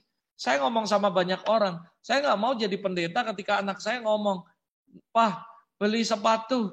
Oh ya doa puasa dulu 5 hari. Ya nggak, nanti kepahitan dia nggak akan mau jadi anak pendeta, saudara. Nanti semua orang ngomong gini, lu mau jadi apa gede? Apa aja kecuali jangan pendeta. Kenapa? Gua mau beli sepatu baru aja mesti puasa 7 hari. Males katanya jadi anak pendeta. Tapi saudara, saya percaya Tuhan ngasih kita berkat selain benih, tapi juga roti. Jangan pernah sombong. Apa yang menjadi roti, makan saudara. Nikmati. Kalau itu benih, jangan disentuh. Misalnya contoh, dalam hidup saya dapat nih berkat yang banyak sekali. Tapi Tuhan bilang, nak 100% benih. Ya kita harus rela. Saya kasih 100% saudara numpang lewat. Tapi saya bersyukur, saya nggak marah Tuhan jahat ya PHP, enggak. Semakin banyak benih, artinya semakin banyak investasi dan potensi untuk menghasilkan yang lebih banyak. Tapi kita nggak boleh serakah. Jangan roti kita invest, salah sendiri. Itu namanya serakah. Tapi kalau benih, nggak boleh. Ada orang bilang, percayalah Tuhan tuh udah ada hukumnya. Hukumnya apa? Contoh, misalnya kamu dapat buah, kan pasti ada bijinya. Ada orang nakalan bilang ini, Pastor Robert, biji nggak boleh dimakan, harus ditanam. Saya bilang yang dimakan dagingnya, buahnya, biji nggak boleh. Itu prinsip. Lalu ada yang nakalan, Pastor, tapi kan biji ini boleh dimakan sama buah-buahnya. Oh iya boleh, kalau kamu boleh gitu ya silakan. Saya bilang, nah sekarang saya nanya kamu, makan deh biji salak. Ayo saudara. Kalau biji salak kamu nggak mau, biji yang bisa dimakan kamu bilang makan. Jadi nggak bisa, saudara. Itu prinsip. Nah, saya tidak menghakimi Bapak David ya. Saya tidak menghakimi siapapun. Tapi kita nggak pernah tahu berapa benih, berapa roti, kecuali Tuhan yang kasih tahu kita. Dan yang tahu cuman kamu sama Tuhan. Dan jangan dengar orang juga. Misalnya saya pendeta nih, saya bilang, Pak Niko, Tuhan bicara nih sama kamu. Nabur kamu sekian, ya, jangan langsung, oh ya amin, amin. Ya doa dulu, kalau Tuhan yang suruh pasti benih dan menghasilkan. Kalau hamba Tuhan yang suruh, bukan Tuhan, ya jangan salahi Tuhan. Suruh pendetanya yang berkati, bukan Tuhan, saudara. Yang nyuruh, yang bertanggung jawab, saudara. Saya sebagai hamba Tuhan, saya nggak akan pernah mau ngomong apapun tentang berkat. Suruh orang nabur dan sebagainya. Apalagi naburnya ke pribadi saya nggak akan mau. Kenapa? Karena kalau saya salah dengar, itu cuma sia-sia, nggak akan ada potensi menghasilkan. Dan jangan salahkan Tuhan. Kalau Tuhan yang suruh, nah ini benih tabur, maka dia akan memberkati. Tapi kalau enggak, ya jangan salahkan Tuhan. Yang nyuruh siapa dulu? Buat saya dengan sukacita akan ngasih berapapun yang Tuhan suruh, asal dia ngomong. Dan saya, kalau ada orang ngomong, kamu ya Tuhan bicara gini, oh ya terima kasih. Saya akan uji, saudara. Siapapun uji dong, nggak mungkin, saudara. Anda langsung tiba-tiba ngomong, jual mobilmu Tuhan bilang kasih pelayanan. Ya boleh-boleh saja kalau memang Tuhan, tapi ya uji. Didoain. Boleh nggak uji? Boleh. Saya bahkan ngomong, kalau saya lagi khotbah, saya lagi doain, you mau tengking saya pun saya nggak marah, saya nggak tersinggung. You bilang, dalam nama Yesus kalau bukan dari Tuhan keluar. Ya kalau memang kita dari Tuhan, kenapa kita mesti tersinggung? Gitu aja kok repot, saya bilang. Saya nggak keberatan. Jadi, sekali lagi ya, saya ngomong ini ungkapan apa yang kita tabur kita tuai 1000% benar. Alkitab nggak pernah salah. Tapi masalahnya satu, dari mana kita tahu bahwa itu benih? Apakah kita yakin itu yang kita tabur benih? Atau cuman roti? Atau cuman emosi? Saudara, saya nggak setuju ada keluarga datang ke saya. Oh Pastor Robert, saya udah tabur semua. Lalu bayar uang sekolah anak nggak ada. Saya ajari mereka, gini ya, gua ajari yang benar. Tabur tuh gini, nggak boleh. Ada kebutuhan yang penting. Tuhan nggak pernah ambil dari. Berapa banyak saudara yang percaya ini prinsip ya. Tuhan nggak pernah ambil apapun dari hidup kita. Setuju saudara? Dan dia nggak pernah minta apa yang kamu nggak punya. Percayalah, saya yakin itu. Tuhan nggak jahat saudara. Amin saudara. Anak saya JJ nih, dia sharing, dia bilang gini. Tuhan nggak pernah ambil apapun dari hidupmu. Dia cuma minjem, dia berkati, dia melipat gandakannya, dia balikin ke kamu untuk kamu nikmati. Itu anak saya, umur 10 tahun waktu dia sharing itu. Dan dia ngomong gitu, saya kaget saudara. Dan saya berkata, thanks God, anak kecil bisa tahu tentang hal itu. Jadi buat saya, kami keluarga, contoh satu lagi perpuluhan, ini sekaligus jawab apa yang dimaksud benih perpuluhan. Nah perpuluhan pun kita ngajarin. Saya ngomong sama mereka, mereka kan bilang, Pastor, gimana ngitung perpuluhan yang benar? Saya kasih tahu ngitung perpuluhan yang benar. Dan mereka shock saudara. Pastor, gue nggak diajarin gini. Sorry ya, jangan menghakimi siapapun. Saya cuma ngomong, bahwa kebenarannya seperti itu. Ada orang yang misalnya contoh, dia jualan handphone. Jual handphone itu modalnya 100.000. Modalnya 1 juta. Lalu dia jual, untungnya kurang lebih 100.000. Nah perpuluhannya berapa? Lalu saya bilang, ya kamu ambil dulu modalnya. Yang di perpuluhan adalah 100.000. 100.000 perpuluhannya berapa? 10.000. Dia bilang, enggak seperti itu. Katanya uang terima 110 berarti 110.000. 110.000 modalmu hilang. Modal aja enggak balik, saya bilang. Berarti you enggak untung. Oh gitu ya Pastor? Lah iya memang gitu. Ada orang ngasih saya, Pastor, gua gajian sekian. Gaji saya sekian. Lah dari gajimu ya memang ya saya ngomong, saya sih enggak takut. Karena saya sih enggak ada motivasi uang semuanya. Saya khotbah dimanapun saya sudah ngomong sama sekretaris saya, sama ini. Semua tahu yang ngundang saya, baik di luar negeri maupun di. Yang pertama, jangan pernah ngomong love gift ya. Kalau kamu sampai ngomong love gift, minta hotel, minta tiket pesawat, saya pecat kamu. Kamu buat malu Tuhan dan buat malu saya bilang. Karena saya nggak pernah expect anything. Karena saya percaya Tuhan yang pelihara hidup kami. Kami melayani dengan right motivation. Beberapa tempat di luar kota, luar negeri, mereka tempat-tempat yang nggak mampu. Semua orang tahu yang pernah ngundang saya keluar kota, keluar negeri. Saya berangkat berempat sama anak, istri, dan mama saya. Kalau orang kan takut, waduh 4 orang, tiket pesawat berapa itu, 4 PP, belum hotel, belum ini. Kami nggak pernah expect apapun, Zara. Kami nggak pernah minta tiket, kami bayar sendiri semua, kami lakukan dengan segenap hati. Dan kami even nggak expect apapun. Orang kasih kita terima dan tidak ada patokan dan semuanya. Karena saya percaya semua Tuhan. Jadi lalu ada yang nanya nih, Pastor, perpuluhan harus disalurkan ke gereja atau ke hamba Tuhan? Ya ke gereja. Kemana tempat kamu berjemaat. Saya kasih tahu buat kamu ya, banyak orang luar, saya nggak bisa sebutin golongannya. Mereka telepon saya mau ngasih saya perpuluhan, saya balikin. Saya bilang enggak. Dia bilang, Pastor, saya makan dari pastor punya khotbah kok tiap minggu saya streaming. Saya bilang enggak. Saya kasih tahu ya, you boleh streaming khotbah saya bilang. Tapi waktu you sakit, you tetap butuh pendeta lokalmu. You mau streaming pendeta luar negeri aja yang top-top khotbah. Waktu you sakit, dia nggak mungkin datang mengunjungi kamu. Yang mengunjungi kamu gembala sidangmu. Dia yang datang mengunjungi kamu. Kalau kamu meninggal ya, orang luar negeri yang kamu subscribe, yang kamu like, yang kamu komen bagus-bagus, dia nggak akan nguburi kamu. Yang nguburi kamu gembala sidangmu. Jangan waktu susah lu cari pendetamu, waktu senang lu ngasih orang gitu. It's not cengli, saudara. Saya ngajari yang benar, saya nggak takut. Saya ngomong apa adanya. Banyak yang streaming ikut saya bilang, dengar ya, you cuma boleh streaming doang, tapi satu loh, jangan lupakan suara gembala sidangmu. Loh, saya mau ngajar yang benar. Kenapa? Saya nggak cari pengikut. Saya nggak peduli berapa banyak subscribe, berapa banyak like. Saya nggak pernah. Saya punya YouTube pribadi. Saya even nggak pernah pusingin dengan yang lain. Saya cuma buat itu, Tuhan suruh saya buat, feed your mind with the truth. Nah, saya cuma ngomong kebenaran, selesai. Saya mau jadi hamba Tuhan, saya mau apa adanya. Bukan ada apa-apanya gitu. Jadi banyak yang ngasih saya per bulan. Saya ngomong nggak boleh. Yuk ngasih di gereja di mana tempat kamu berjemaat. Karena itu yang Alkitab ngomong. Tetap saya percaya gereja adalah instrumen yang Tuhan pakai di akhir zaman. Kenapa? Kamu mungkin berkata, tapi gerejaku gini. Percayalah nanti suatu hari kamu tahu bahwa kamu butuh gereja. Nggak ada yang bisa ngomong, aku nggak butuh gereja, pokoknya doa, baca Alkitab, melayani sendiri semua. Setiap kita akan liar kalau nggak ada naungan. Saya sampai hari ini masih punya gembala senior, saudara. Makanya gereja kami pun ngasih perpuluhan ke sinode kami. Kenapa? Karena memang itu kodratnya seperti itu, harus seperti itu, saudara. Kita nggak boleh tumbuh jadi liar. Jadi menurut saya ini cukup menjawab ya. Jadi kalau yang nanya, saya hamba Tuhan banyak dari luar kota, dari luar negeri datang sujud, pastor tolong per bulan. Saya bilang sorry ya, saya bukan nggak mau. Bahkan ada yang ikut Zoom ini kok orangnya saya nggak usah sebutin. Saya tahu. Tanya, jangan ngomong nggak enak, ketahuan nanti. Dia ada di sini, dia tahu apa yang saya ngomong. Kalau saya ngomongnya salah, dia pasti akan komen, bohong katanya. Dia pasti tahu apa yang saya maksud. Dia juga telepon, saya bilang jangan.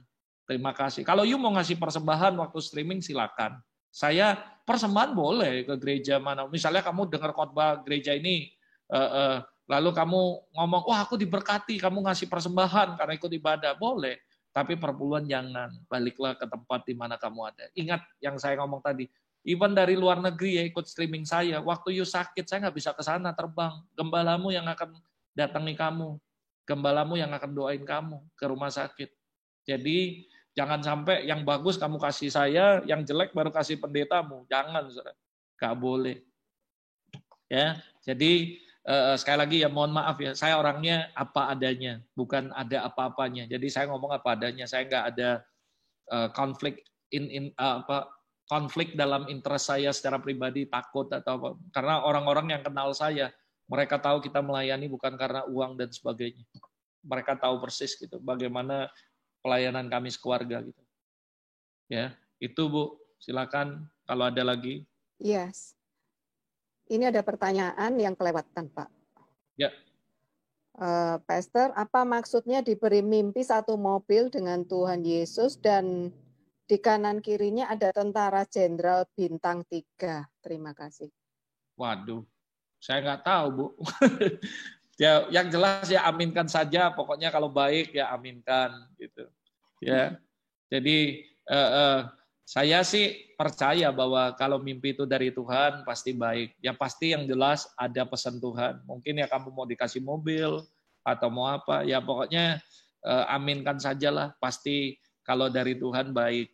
Ya, puji Tuhan. Semoga semua mimpi yang Anda tadi saya doain jadi, saudara. Saya bukan seperti Daniel Yusuf yang dengar cerita langsung bisa kasih tahu arti. Tapi saya doain, saudara. Saya encourage Anda. Biarlah semua itu jadi dalam hidup Anda dan mimpi itu jadi nyata dan mimpi itu mendatangkan kebaikan dalam nama Yesus. I speak blessing in Jesus name. Amen. Ya. Amen. Ini berikutnya, Pastor.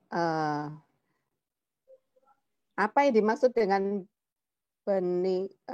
persembahan kesulungan? Bagaimana dengan persembahan kesulungan? Mungkin yang dimaksud buah sulung gitu ya, Pastor ya.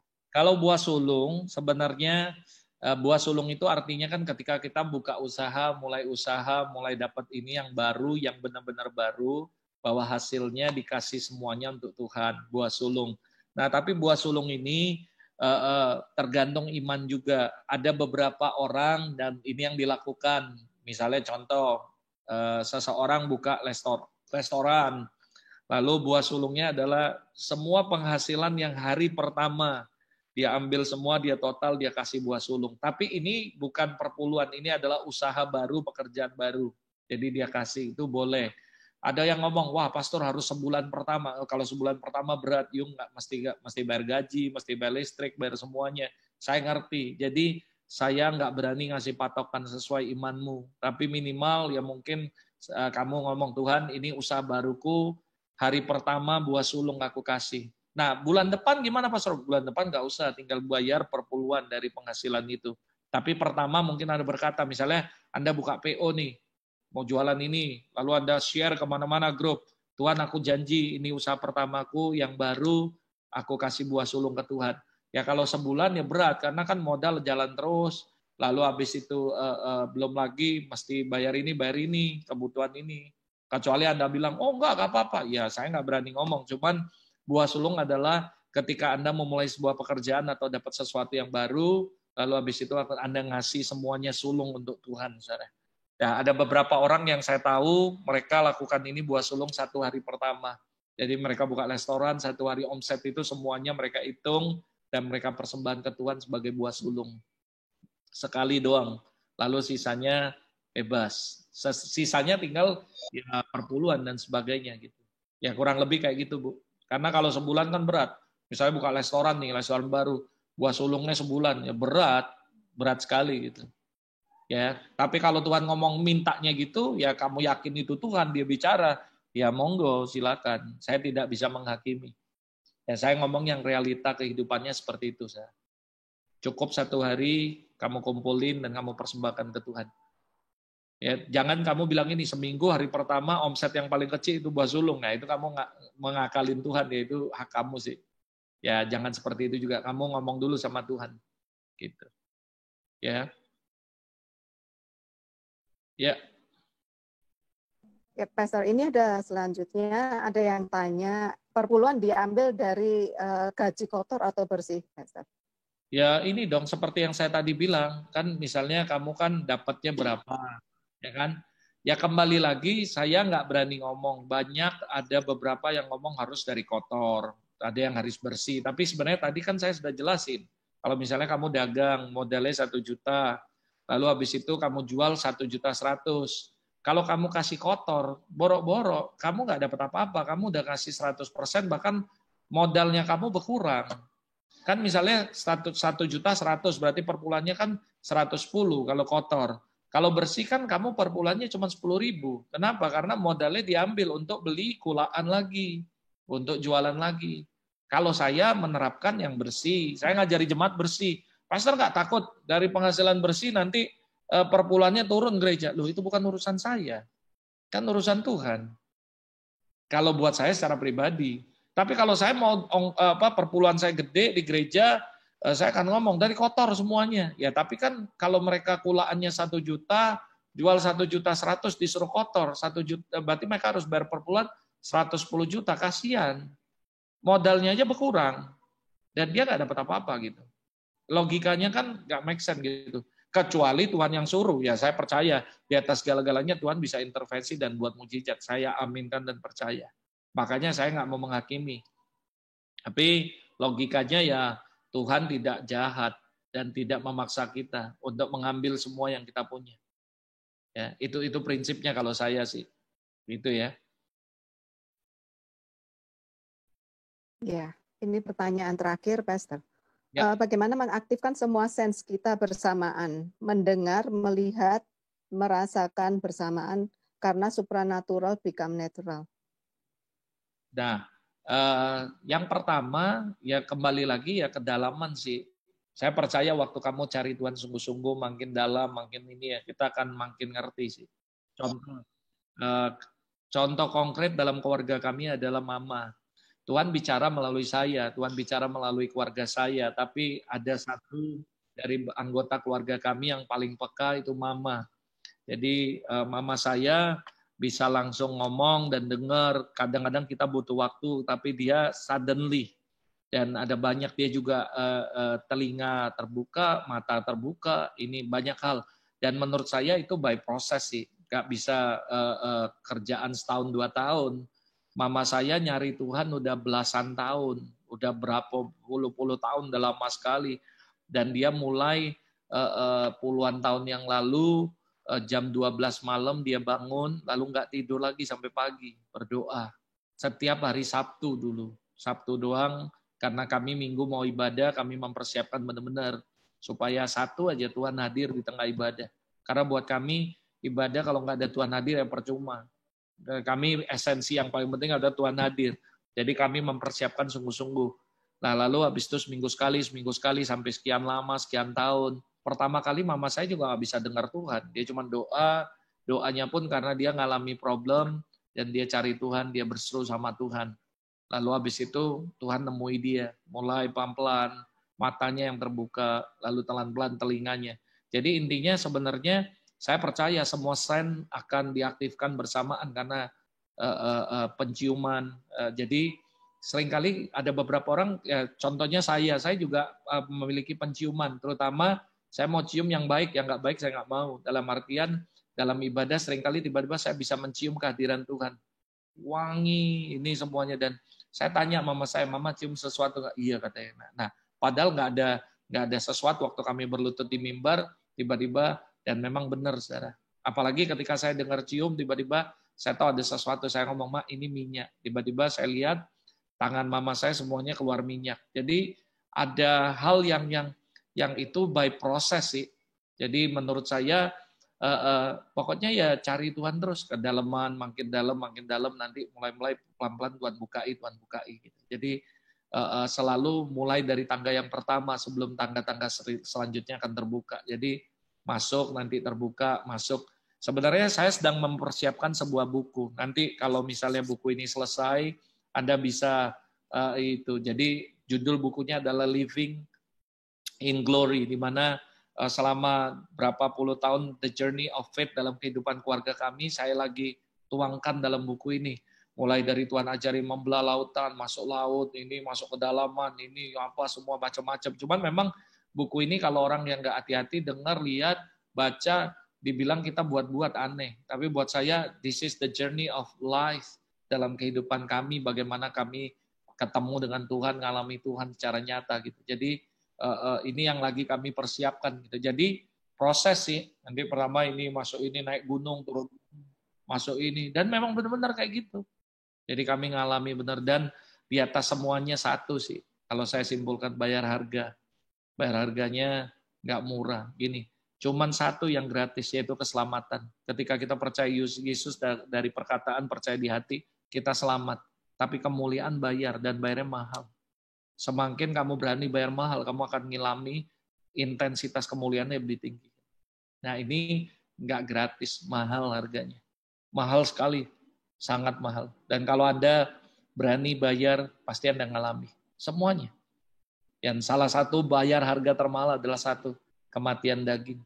Karena ketika daging kita mati, roh kita akan ini. Jadi dalam hidup manusia itu ada daging dan roh.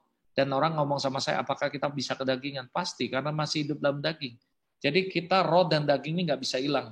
Nah tinggal kalau kita kasih makan roh lebih banyak, maka roh akan lebih kuat dan lebih dominan dari daging. Sehingga yang keluar itu ada roh di hidupnya. Tapi kalau ketika kita nggak kasih makan roh, kita kasih makan daging lebih banyak, maka daging akan lebih kuat dari atas hidup kita, dan daging ini akan menguasai roh. Dan akhirnya hidup kita kedagingan semua. Nah ini yang harus Anda terus jaga nih. Naik turun. Kadang-kadang dagingnya naik, rohnya turun. Makanya rohnya harus dikasih makan terus.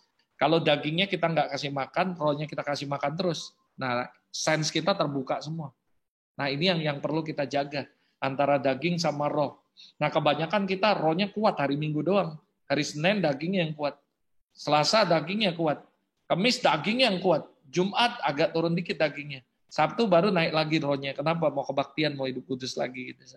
Nah ini yang kadang-kadang kehidupan kita nggak balance. Harusnya kita tidak menghidup dalam daging semuanya. Matiin rohnya kuat. Nah maka kebuka semua nanti banyak hal yang Anda akan alami kalau Anda bisa lakukan itu. Intinya satu, ikut Tuhan, sangkal diri, pikul salib. Nggak enak. Bahkan Paulus berkata, penderitaan harus mendahului kemuliaan. Tentang penderitaan, segala penderitaan, dan tentang kemuliaan yang menyusul setelah itu. Jadi ya ini penderitaan. Hidup kudus tuh nggak enak menderita. Bagi orang yang nggak mau. Lalu sangkal diri pikul salib tuh nggak enak. Puasa tuh nggak enak. Saudara bisa kaget kalau tahu bagaimana kami puasa. Jadi memang ya banyak hal lah yang harus kita dalemi lah, saudara. Intinya gitu, ya. Ini ada yang nanya lagi, pelayanan malaikat itu seperti apa? Gitu. Nah, tentang malaikat mungkin saya jelasin sedikit aja ya, karena saya nggak tahu, karena ini ada begitu banyak kontroversi tentang malaikat. Ada orang nanya saya, Pastor Robert, kenapa you kalau doa malaikat, I send every angel move dan semuanya. Saudara, karena kami ngalami perjumpaan dengan malaikat, kami dikawal, benar-benar ngalami day to day bersama dengan malaikat. Mungkin orang bilang, wah kalau gitu kamu nyembah malaikat. Ya bodoh. Saudara harus tahu malaikat itu arti katanya dari asal kata itu angelos. Angelos itu adalah pesuruh Tuhan. Jadi saudara, malaikat itu adalah pembantunya Tuhan. Dan malaikat itu bergerak ketika kita keluarkan perkataan. Dan dia mengikuti perkataan kita. Dan dia melakukan apa yang kita katakan. Kalau kita anak Tuhan. Contoh, kamu punya pembantu. Misalnya Pak Niko, karena dia yang terus yang mukanya yang kelihatan. Jadi saya pakai dia terus. Nah, Niko ada pembantu. Pembantu rumah tangga Niko ini tiba-tiba anaknya ngomong, Mbak, tolong ambilin saya makan, tolong ambilin saya minum. Menurut Anda logis gak? Ya logis lah, wong dia kerja sama bapaknya. Tapi kalau tetangganya Niko ngomong, Mbak tolong masakin aku. Lu siapa? Dia nggak nurut, bukan dia bekerja buat kamu. Tahu kan malaikat itu adalah angelos, pesuruhnya Tuhan, Bapak kita di sorga. Kenapa dikasih malaikat? Malaikat ngutus kita untuk menjagain kita. Tapi bukan berarti malaikat lebih tinggi dari Roh Kudus, bodoh. Roh Kudus yang paling tinggi, dan kita harus dekat sama Roh Kudus. Justru karena kita dekat Roh Kudus, kita anak Tuhan, perkataan kita didengar sama malaikat. Kalau ada yang ngomong Pastor Robert nyembah malaikat, bodoh, saya nggak akan jadi orang yang tolol sekali nyembah malaikat. Malaikat juga nggak mau disembah. Ingat ketika ada seorang hamba Tuhan di Alkitab memberikan persembahan kepada malaikat, malaikatnya naik kabur, dia nggak mau, dia juga nggak mau disembah. Saudara jangan salah sangka, bodoh kalau kita berpikir gitu. Justru malaikat menunggu Anda menyampaikan firman dan dia bekerja. Saya pernah khotbah di Batam. Tiba-tiba waktu saya khotbah, tiba-tiba ada malaikat datang bawa nampan isinya kayak jantung, saudara. Dia pegang. Lalu saya ngomong, saya ini nggak ngerti, tapi ketika saya mau doa untuk altar call kesembuhan, saya tahu ada bapak-bapak yang butuh jantung. Nah kalau kamu percaya, ini ada malaikatnya nih bawa kesembuhan jantung. Saya lepasin ya, malaikat, aku utus kau kasih jantung yang baru, terima. Lalu tiba-tiba bapak itu udah nggak ada cerita. 3 bulan kemudian saya dapat telepon, bapak ini mau ke Palembang, seorang pengusaha dari Batam. Lalu dia terbang ke Palembang, dia ngomong, boleh nggak Pastor Robert, aku mau bersaksi di gerejamu. Monggo, saya bilang, ada apa Pak? Dia ceritalah. Lalu dia bawa surat, bawa dari lab, dan dia ngomong, saya ini mesti kateter jantung. Lalu tiba-tiba saya ngomong, nanti deh ikut KKR Pastor Robert dulu. Nah, waktu Pastor Robert bilang ada malaikat, saya juga lihat, kok ada malaikat bawa jantung. Saya terima katanya, saya percaya ini buat saya. Jadi akhirnya, 3 bulan kemudian, dia kok ngerasa enak, gak ada masalah lagi jantungnya. Lalu dia ke dokter. Waktu dia ke dokter, dokternya kaget. Kamu kateter di mana, operasi di mana? Kok udah bagus jantungnya? Lalu dia bilang, enggak, saya enggak ngapa-ngapain. Oh ini udah bagus katanya. Nah, lalu dia cerita sama saya, dia bawa surat. Nah ini dari dokter, bahwa saya harusnya 3 bulan lalu operasi jantung. Itu baru satu. Yang kedua, saya pelayanan juga di Batam. Saya kan paling males melayani kerasukan. Karena saya nggak mau wasting time dengan setan. Ngapain ngasih waktu lama-lama. Pelepasan sampai 3 jam, 4 jam, mending baca Alkitab. Saya bilang, saya nggak mau. Saya ngomong kalau you mau cepat, nggak mau nggak, saya nggak mau lama-lama. Lah iyalah, Yesus saja ngomong keluar, ngapain lama-lama dengan setan? Saya nggak mau, saya bilang. Saya wasting time. Saya begitu dia kesurupan, saya bangun, baca Alkitab, lalu doa sendiri, usir sendiri, lari kok. Saya bilang kenapa? Karena setiap kita punya kuasa. Saya nggak mau tanyain, lama, kelamaan, saya nggak mau buang waktu. Mungkin itu bukan pelayanan saya, itu pelayanan yang lain. Karunianya bukan ke sana, saya nggak mau. Jadi saya ngomong, waktu dia manifestasi, saya bilang, malaikat pegangi kakinya, tangkap kanan kiri pegang. Tiba-tiba dia kayak dipegangi orang, tapi nggak ada yang lihat. Nggak ada orang, kita lihat nggak ada apa-apa, tapi dia tangkap, nggak bisa keluar. Baru saya pegang, hilang, udah selesai. Saya nggak bisa lakukan itu, malaikat bisa lakukan itu. Karena saya nggak punya yang power kayak gitu, tapi malaikat punya. Kenapa malaikat diutus? Untuk bantu kita pelayanan. Bahkan tahu nggak, Abraham aja nyari jodoh, malaikat yang nuntun. Lihat di Alkitab. Saudara, kalau ada yang ngomong, kenapa kamu khotbahin malaikat? Saya ngomong, gereja khotbahin tentang, motivation. Ya menurut saya ya lebih alkitabiah kita khotbah malaikat daripada motivational. Kenapa saudara? Loh, kamu baca di Alkitab banyak cerita malaikat. Yusuf kalau nggak dikasih tahu malaikat, dia ceraiin Maria. Kau baca di Alkitab banyak. Elisa waktu diserang musuh, bujangnya ketakutan, dia doa, buka mata, dia lihat pasukan malaikat, jadi inkarit. Jadi kalau kita ngomong nggak boleh ngomong malaikat, dia Alkitabiah malaikat. Kenapa kita harus takut ngomong khotbah malaikat? Khotbahkan. Saya khotbahin tentang malaikat. Kalau jemaat kami tahu dia. Ya kalau ada orang ngomong, wow, you berarti nyembah malaikat. Ya kan yang tahu kita sama Tuhan. Nanti kita lihat aja nanti di end of the day. Ya kalau kita nyembah malaikat dan kita jadi musyrik, ya kita masuk neraka, nggak diangkat sama Tuhan. Gitu aja repot saya bilang. Jadi kita nggak usah pusing-pusing lah. Buat saya secara pribadi ya, saya doain dan pelayanan malaikat. Ada satu lagi saya khotbah di luar kota. Saya bilang, malaikat bergerak. Mereka lihat pastor ngeri loh. Waktu Yung ngomong gitu ya, aku lihat malaikat tuh terbang semua ke arah jemaat yang altar call. Itu kayak panah semuanya. Dan tiba-tiba orang dilawat Tuhan. Lalu saya bilang, ada satu pendeta yang peka nih. Dia ngomong, Pastor Robert, I know your secret. Ini orang luar negeri. Karena dia punya penglihatan. Dia bilang gini, aku tahu kenapa pelayananmu supranatural. Kamu diiringi oleh beberapa malaikat besar. Malaikat ini, malaikat ini. Saya bilang, ya udah puji Tuhan, you tahu please jangan ngomong terlalu banyak. Saya bilang, kenapa? Karena saya tahu ada hal-hal tertentu, misalnya ada malaikat breakthrough, ada malaikat ini, dan macam-macam. Saudara. Ada malaikat kesembuhan, beberapa kali dia ikut dan dia sentuh orang sembuh. Jadi buat saya, kalau Anda mau percaya, ya puji Tuhan, Anda diberkati. Nggak percaya juga Tuhan juga nggak marah. Nggak ini. Ibaratnya gini loh, kamu beli ini apa namanya?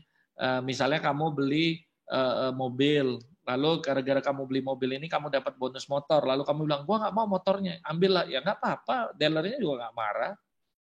Ya kalau kamu percaya Tuhan, percaya Roh Kudus tinggal sama kamu, firman kamu, lalu kamu nggak mau malaikat, ya nggak apa-apa juga. Surga juga nggak nolak kamu. Buat saya secara pribadi, saya bersyukur saya mengerti firman dan saya lakukan itu. Dan saya banyak sekali ditolong oleh malaikat dalam melayani banyak hal, saudara. Oke, gitu. Dan yang jelas ya, kita bisa lihat kok. Ini kan apakah kita bisa lihat juga seperti Pak Robert? Bisa. Kami ya ada banyak orang juga percaya nggak percaya. Waktu kami di rumah, saya tidur, begitu saya buka mata, malaikat berdiri di situ jagain. Ya saya cuma ngomong, ya terima kasih. Kamu disuruh Bapakku jagain kami. Udah, tidur lagi. Kita nggak takut. Karena banyak kok di rumah kami, banyak orang lihat. Orang beberapa datang ke tempat kita, mereka nangis karena mereka bilang ada banyak sekali malaikat ini semuanya. Ya saya bilang, ya puji Tuhan, kalau kamu lihat sendiri, kamu stop menghakimi kami dan kamu percaya. Ya saya berdoa supaya kamu juga ngalami. You boleh percaya, boleh enggak ya. Ketika kita ngomong ini aja, ketika kita percaya, dia bergerak. Nah ini saya berdoa Tuhan buat orang yang ada, buat Ibu Esther Maria, di mana ada benjolan di mulut rahim.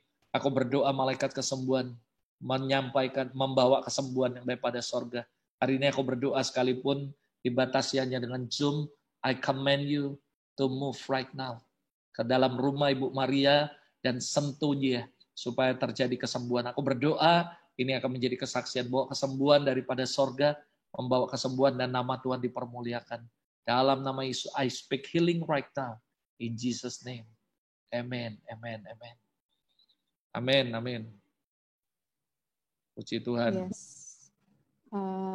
Waktu kita Erna Lisdi ada yang terakhir Pak. Ini pastor, saya semakin dekat dengan Tuhan. Saya mau mengampuni mereka yang melukai. Mohon doa agar sekeluarga kami sehat selalu dijauhkan dari COVID. Ya. Nah, Ibu Erna, saya cuma mau encourage Anda sebelum doa, tetap Anda harus ngampuni. Nggak peduli orang nyakiti Anda sesakit apapun. Kenapa? Karena gini, kalau kita kepahitan, yang pertama, yang rugi kamu bukan mereka. Yang kedua, kamu membuka kesempatan untuk setan bekerja dalam kehidupanmu. Jadi ngapain? Yang rugi kamu. Jadi yang perlu Anda lakukan adalah ngampuni dan berkati. Karena yang pertama, kamu akan belajar apa itu arti pengampunan yang sebenarnya. Kita bisa belajar tentang pengampunan ketika kita dilukai dan kita mengampuni orang. Baru kita akan mengalami apa itu arti pengampunan. Dan kita akan lebih menghargai tentang pengampunan kepada Tuhan mengampuni kita. Seringkali kita banyak buat dosa karena kita nggak sadar bahwa Tuhan ngampuni kita dan kita meremehkan. Tapi ketika orang menyakiti kita, kita ngampuni. Kita tahu bahwa nggak enak ngampuni. Dan seperti itu kita belajar bagaimana kita juga nggak mau buat salah sama Tuhan. Karena pengampunan itu nggak murahan, tapi mahal, saudara. Karena Anda ngalami. Makanya dikatakan Filipi 3 ayat 10, yang kukendaki ialah mengenal Dia, kuasa kebangkitannya, dan persekutuan dalam penderitaan. Banyak orang Kristen cuma mau kenal Tuhan dan kenal kuasanya. Aku mau seperti Yesus, kalau doain orang sakit sembuh. Bisa buat ini, buat mujizat. Tapi mereka nggak pernah mau bersekutu dengan penderitaan seperti yang Yesus alami. Padahal ayat itu ngomong gini, karena persekutuan dalam penderitaannya, kita menjadi serupa dengan gambaran anaknya. Kamu tahu, untuk kamu jadi seperti Yesus, bukan doa doang, tapi kamu akan diproses, dan kamu akan menjadi serupa dengan Yesus. Saya bukan orang yang mengajarkan teologi, saudara, maaf ya saudara, blessing dan sebagainya. Saya ngomong sama Anda, the goal of the Christianity is not to become famous, is not to become rich. The goal of the Christianity is to become like Him, menjadi seperti Yesus. Tujuan panggilan utama orang Kristen bukan untuk diberkati, bukan untuk jadi berkat, saudara, tapi menjadi serupa dengan Kristus. Untuk itulah Tuhan mati buat kita, supaya kita kembali kepada kodrat ilahi, menjadi serupa segambar dengan Allah, dan menjadi bisa bersekutu dengan Tuhan secara utuh, saudara. Nah, itu sebabnya kita mesti menderita. Kenapa? Proses penderitaan ini akan membuat kita menjadi serupa dengan gambaran anaknya. Filipi 3:10 ngomong ini, bersekutu dalam persekutuan dalam penderitaan. Jadi bukan cuma bersekutu dengan Roh Kudus, tapi penderitaan itu menjadi teman, menjadikan penderitaan proses itu sebagai teman, persekutuan kita. Dan di mana kita akan belajar apa itu mengampuni, apa itu dan sebagainya, dan kita akan jadi kuat, saudara. Percayalah, kamu akan jadi orang Kristen yang kuat ketika kamu melalui banyak sekali proses. Saya sampai hari ini nggak semua orang yang setuju dengan saya.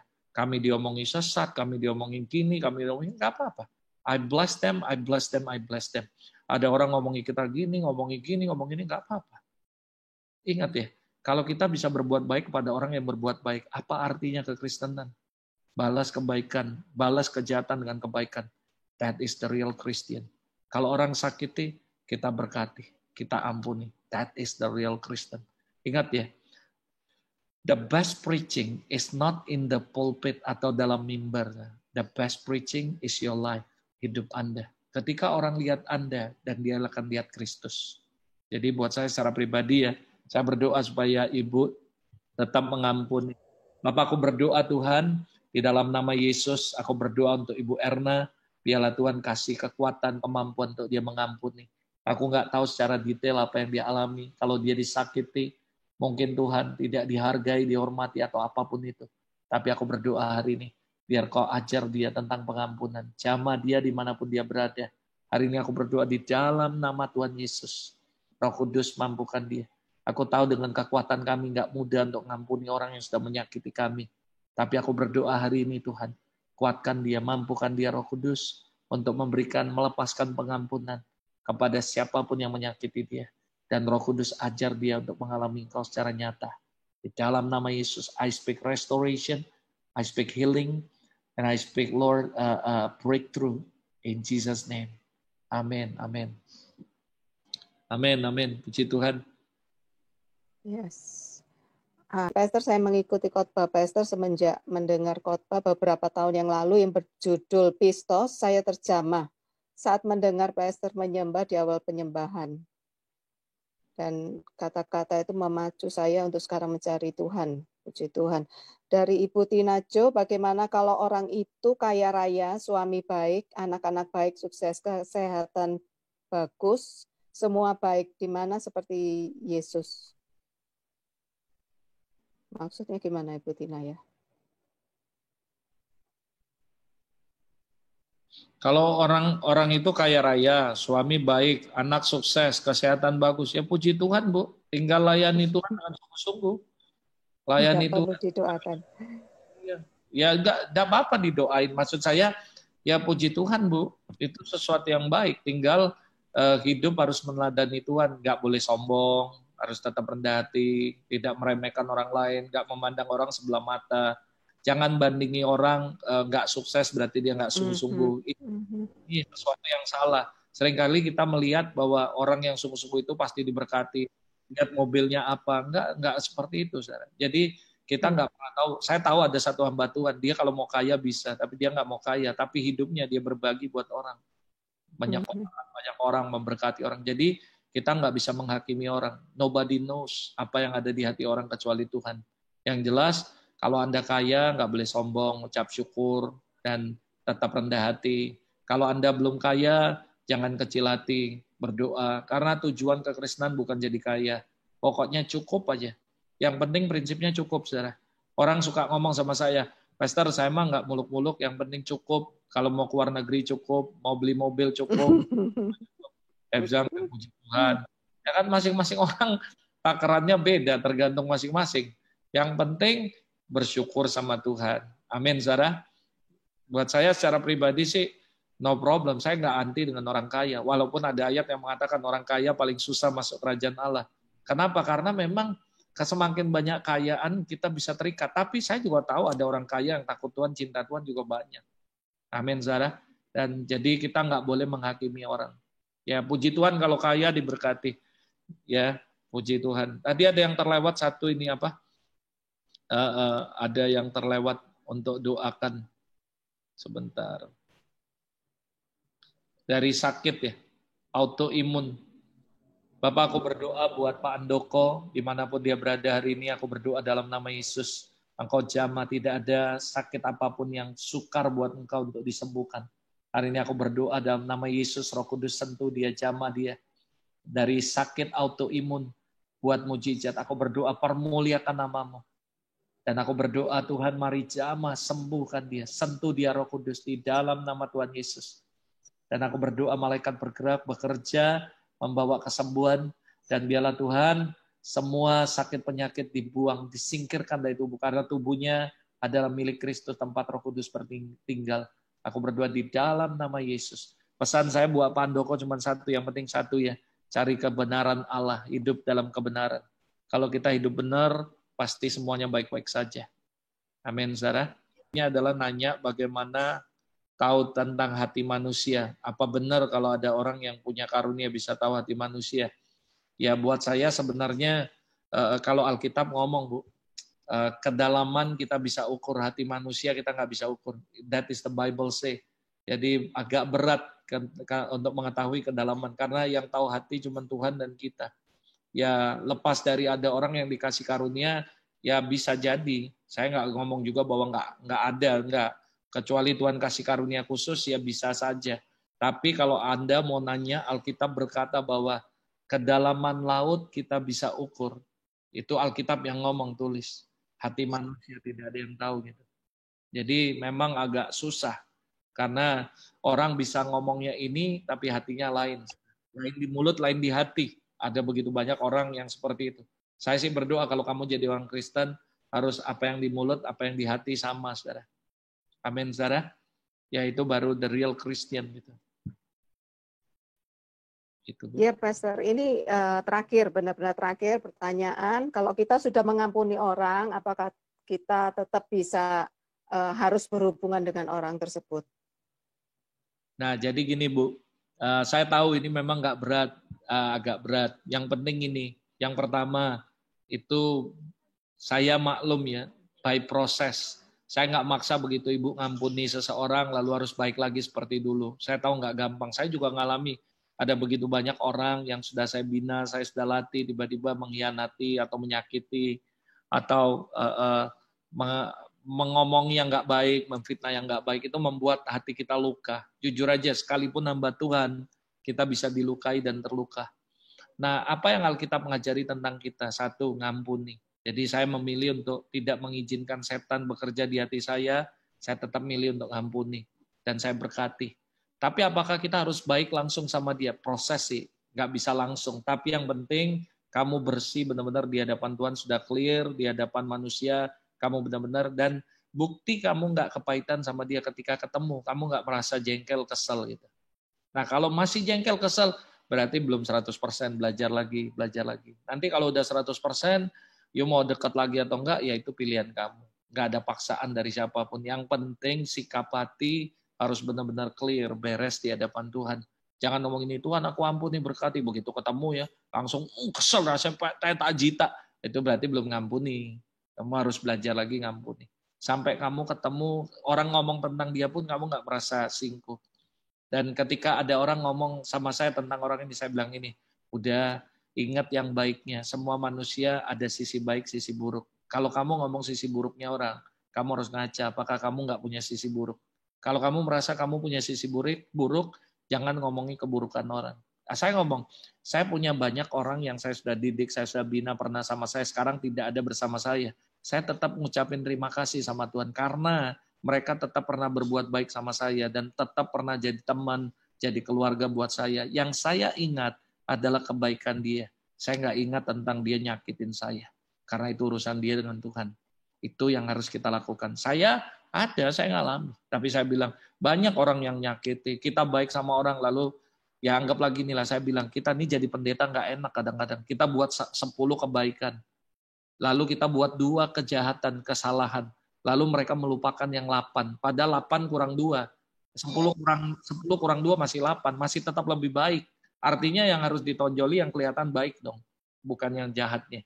Kalaupun kita jahat, apalagi kalau kita nggak jahat, ya kan, cuman salah paham dan sebagainya. Tapi manusia ya manusia, jadi ya udahlah, kita berkati. Kita nggak bisa berharap orang baik sama kita, itu pilihan orang. Tapi buat saya, kalau orang jelek sama saya, nggak baik sama saya nggak rugi, dia yang rugi, karena dia menyia-nyiakan orang baik. Amin, saudara. Buat saya pede, saudara. Kalau orang mau baik sama saya, ya puji Tuhan. Sama keluarga saya, puji Tuhan. Sama ama, puji Tuhan. Kalau dia nggak mau dekat sama ama, yang rugi bukan ama, tapi dia yang rugi. Karena dia menyanyiakan orang baik. Itu aja. Kalau saya pede ngomong gitu. Orang mau berkhianat dengan kami, nggak apa-apa, kita nggak rugi. Yang rugi mereka. Karena mereka kehilangan orang yang baik. Kenapa? Karena saya bukan orang yang sempurna, tapi saya berkomit untuk melakukan apa yang saya khotbahkan dan apa yang saya baca dalam firman. Jadi itu prinsip hidup saya. Saya tidak pernah nyesel. Saya cuma bilang, terima kasih, mereka tetap pernah baik, dan yang saya ingat dengan mereka adalah yang baik-baiknya saja. Walaupun perjalanan 15 tahun bersama, mereka lupa hanya karena satu kesalahan, yaitu manusiawi. Tapi saya enggak. Saya ingat kebaikan. Jadi jangan balas kejahatan dengan kejahatan, balas kejahatan dengan kebaikan. That is the Bible say. Saya ngomong sama jemaat, ingat ya, orang-orang yang sudah nggak lagi di gereja kita, udah stop. Mereka ada jalan mereka, kita jalan mereka. Tapi kita nggak boleh ingat yang jelek, ingat yang baik. Kalau walaupun gimana, mereka dulu pernah melayani di tempat ini dan ada bersama-sama kita. Supaya apa? Supaya orang tahu apakah yang ada di dalam hati kita. Jadi semua yang keluar dari mulut kita itu berasal dari hati. Kalau orang ngomongnya jelekin kita ngomongnya baik, berarti hati kita baik. Kan gitu, saudara. Jadi sebenarnya orang akan nilai, oh ini orang baik. Gitu. Jadi buat saya, rugi kalau Anda sembarangan ngomong marah-marah, rugi banget. Jadi kita harus jadi orang baik, karena kita memang orang baik, karena Roh Kudus ada dalam hati kita. Jadi tunjukkan bahwa kita orang Kristen yang sebenarnya. Ya, saya pernah lah sama mama saya berkorban mati-matian untuk orang, lalu orang-orang itu melupakan, lalu ingat ya itu hak mereka lah. Kita mau apa? Mereka mau hujat kita, mau lempar batu juga kita terima lah. Yang penting kan kita tetaplah kita hidup dalam Tuhan, kita sungguh-sungguh, kita cari Tuhan. Yang saya tahu cuma satu, Bu, manusia bisa mengecewakan, tapi Tuhan nggak pernah mengecewakan. Itu aja. Makanya jangan berharap pada manusia, kita kecewa nanti.